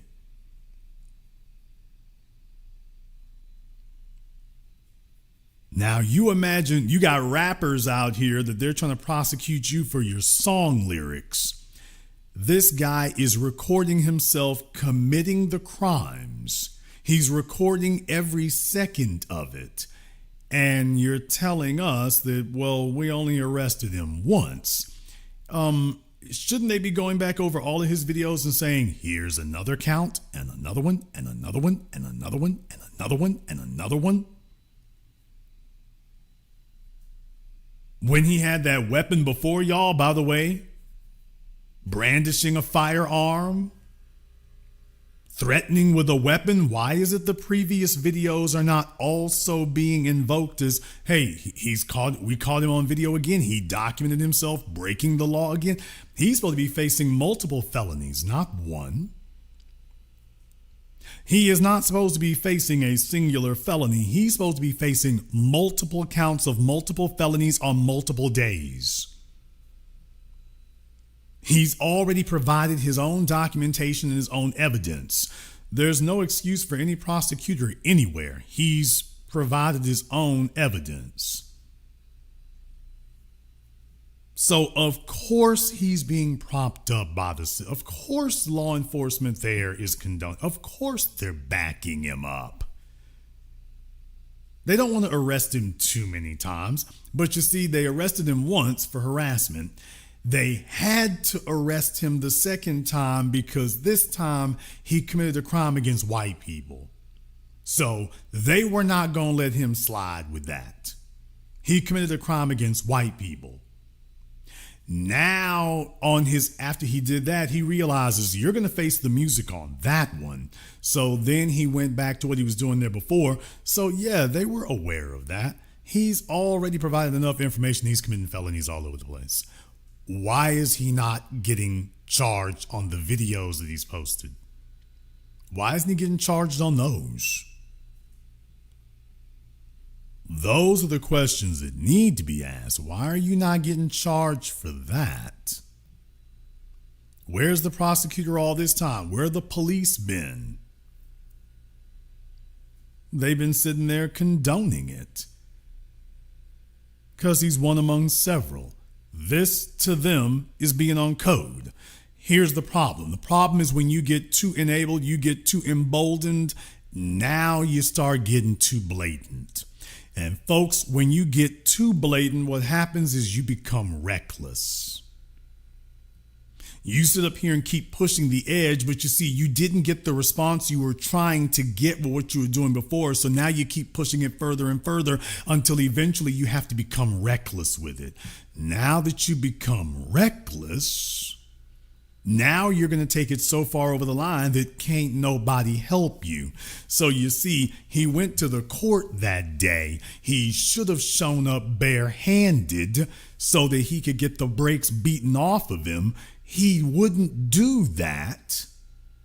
He showed up at the court. He got his hands on a weapon, and nobody else had one except for him. So the one time that he needed to embrace being a victim, he wouldn't. First of all, he was the aggressor because he goes walking across at other people. He went out walking to go assault other people. So he did everything wrong because he was hoping that black folk would just run up on him. He thought that was going to happen. And time after time after time, it never did. So he ultimately wound up like, okay, screw it. I'll be the aggressor.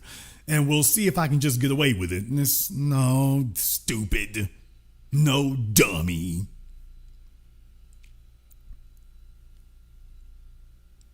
So that was what ended up happening. Nobody really cooperated with him the way he was hoping that they would. So he escalated and went way over the line. And it's like, dude, you can't do it like that. It was too blatant. It was too reckless. You are the aggressor. You're the only dummy with a weapon. You're the only dummy with a weapon. You can't walk up and assault somebody and then say, when they beat me up, I shot them. Well, didn't Zimmerman get away with that? You won't. Unlike that night with Trayvon Martin, you don't have enough people to sit up here and say they didn't see anything. In this case here, yeah, dude, you got caught. You don't have a defense. You don't have a defense.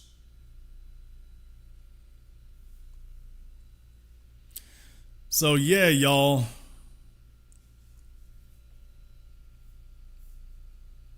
Chud the Tinkerbell sitting in a jail cell tonight. Whether or not he's getting booed up with his fellow inmates, I'm not sure. Hopefully he'll be out soon. Hopefully he will. He can go buy a new skirt or whatever. Hopefully he can go ahead and do that. So, yeah. My message to my brothers and sisters out there is, folks, keep your eyes and your ears open. Be prepared to defend yourself with all necessary force at all times. The police are in on it. The sheriffs are in on it. The court system is in on it. They are executing and prosecuting a race war, and they're sending out operatives like Dalton Etherly, hopefully hoping to harm some of you. You need to be prepared. We're going to go ahead and wrap things up here tonight. If you are new here to the Black Channel, welcome to the Haven of Intelligent Black Thought. We do this every weekend, holidays, some days in between. So click that subscribe button and that notification button. Join us each and every time that we are here. If you haven't been to blackchannelfilms.com, check out our groundbreaking best-selling documentaries at blackchannelfilms.com. I want to thank all of my brothers and all of my sisters from all around the world for tuning in live or recorded. Thank you all for liking, subscribing, and sharing. And this concludes tonight's broadcast of the Black Channel. I am your host, your brother, your humble servant, the Black Authority. And until next time, my brothers and my sisters from around the world, remember, black is the future, and the future is uncompromising.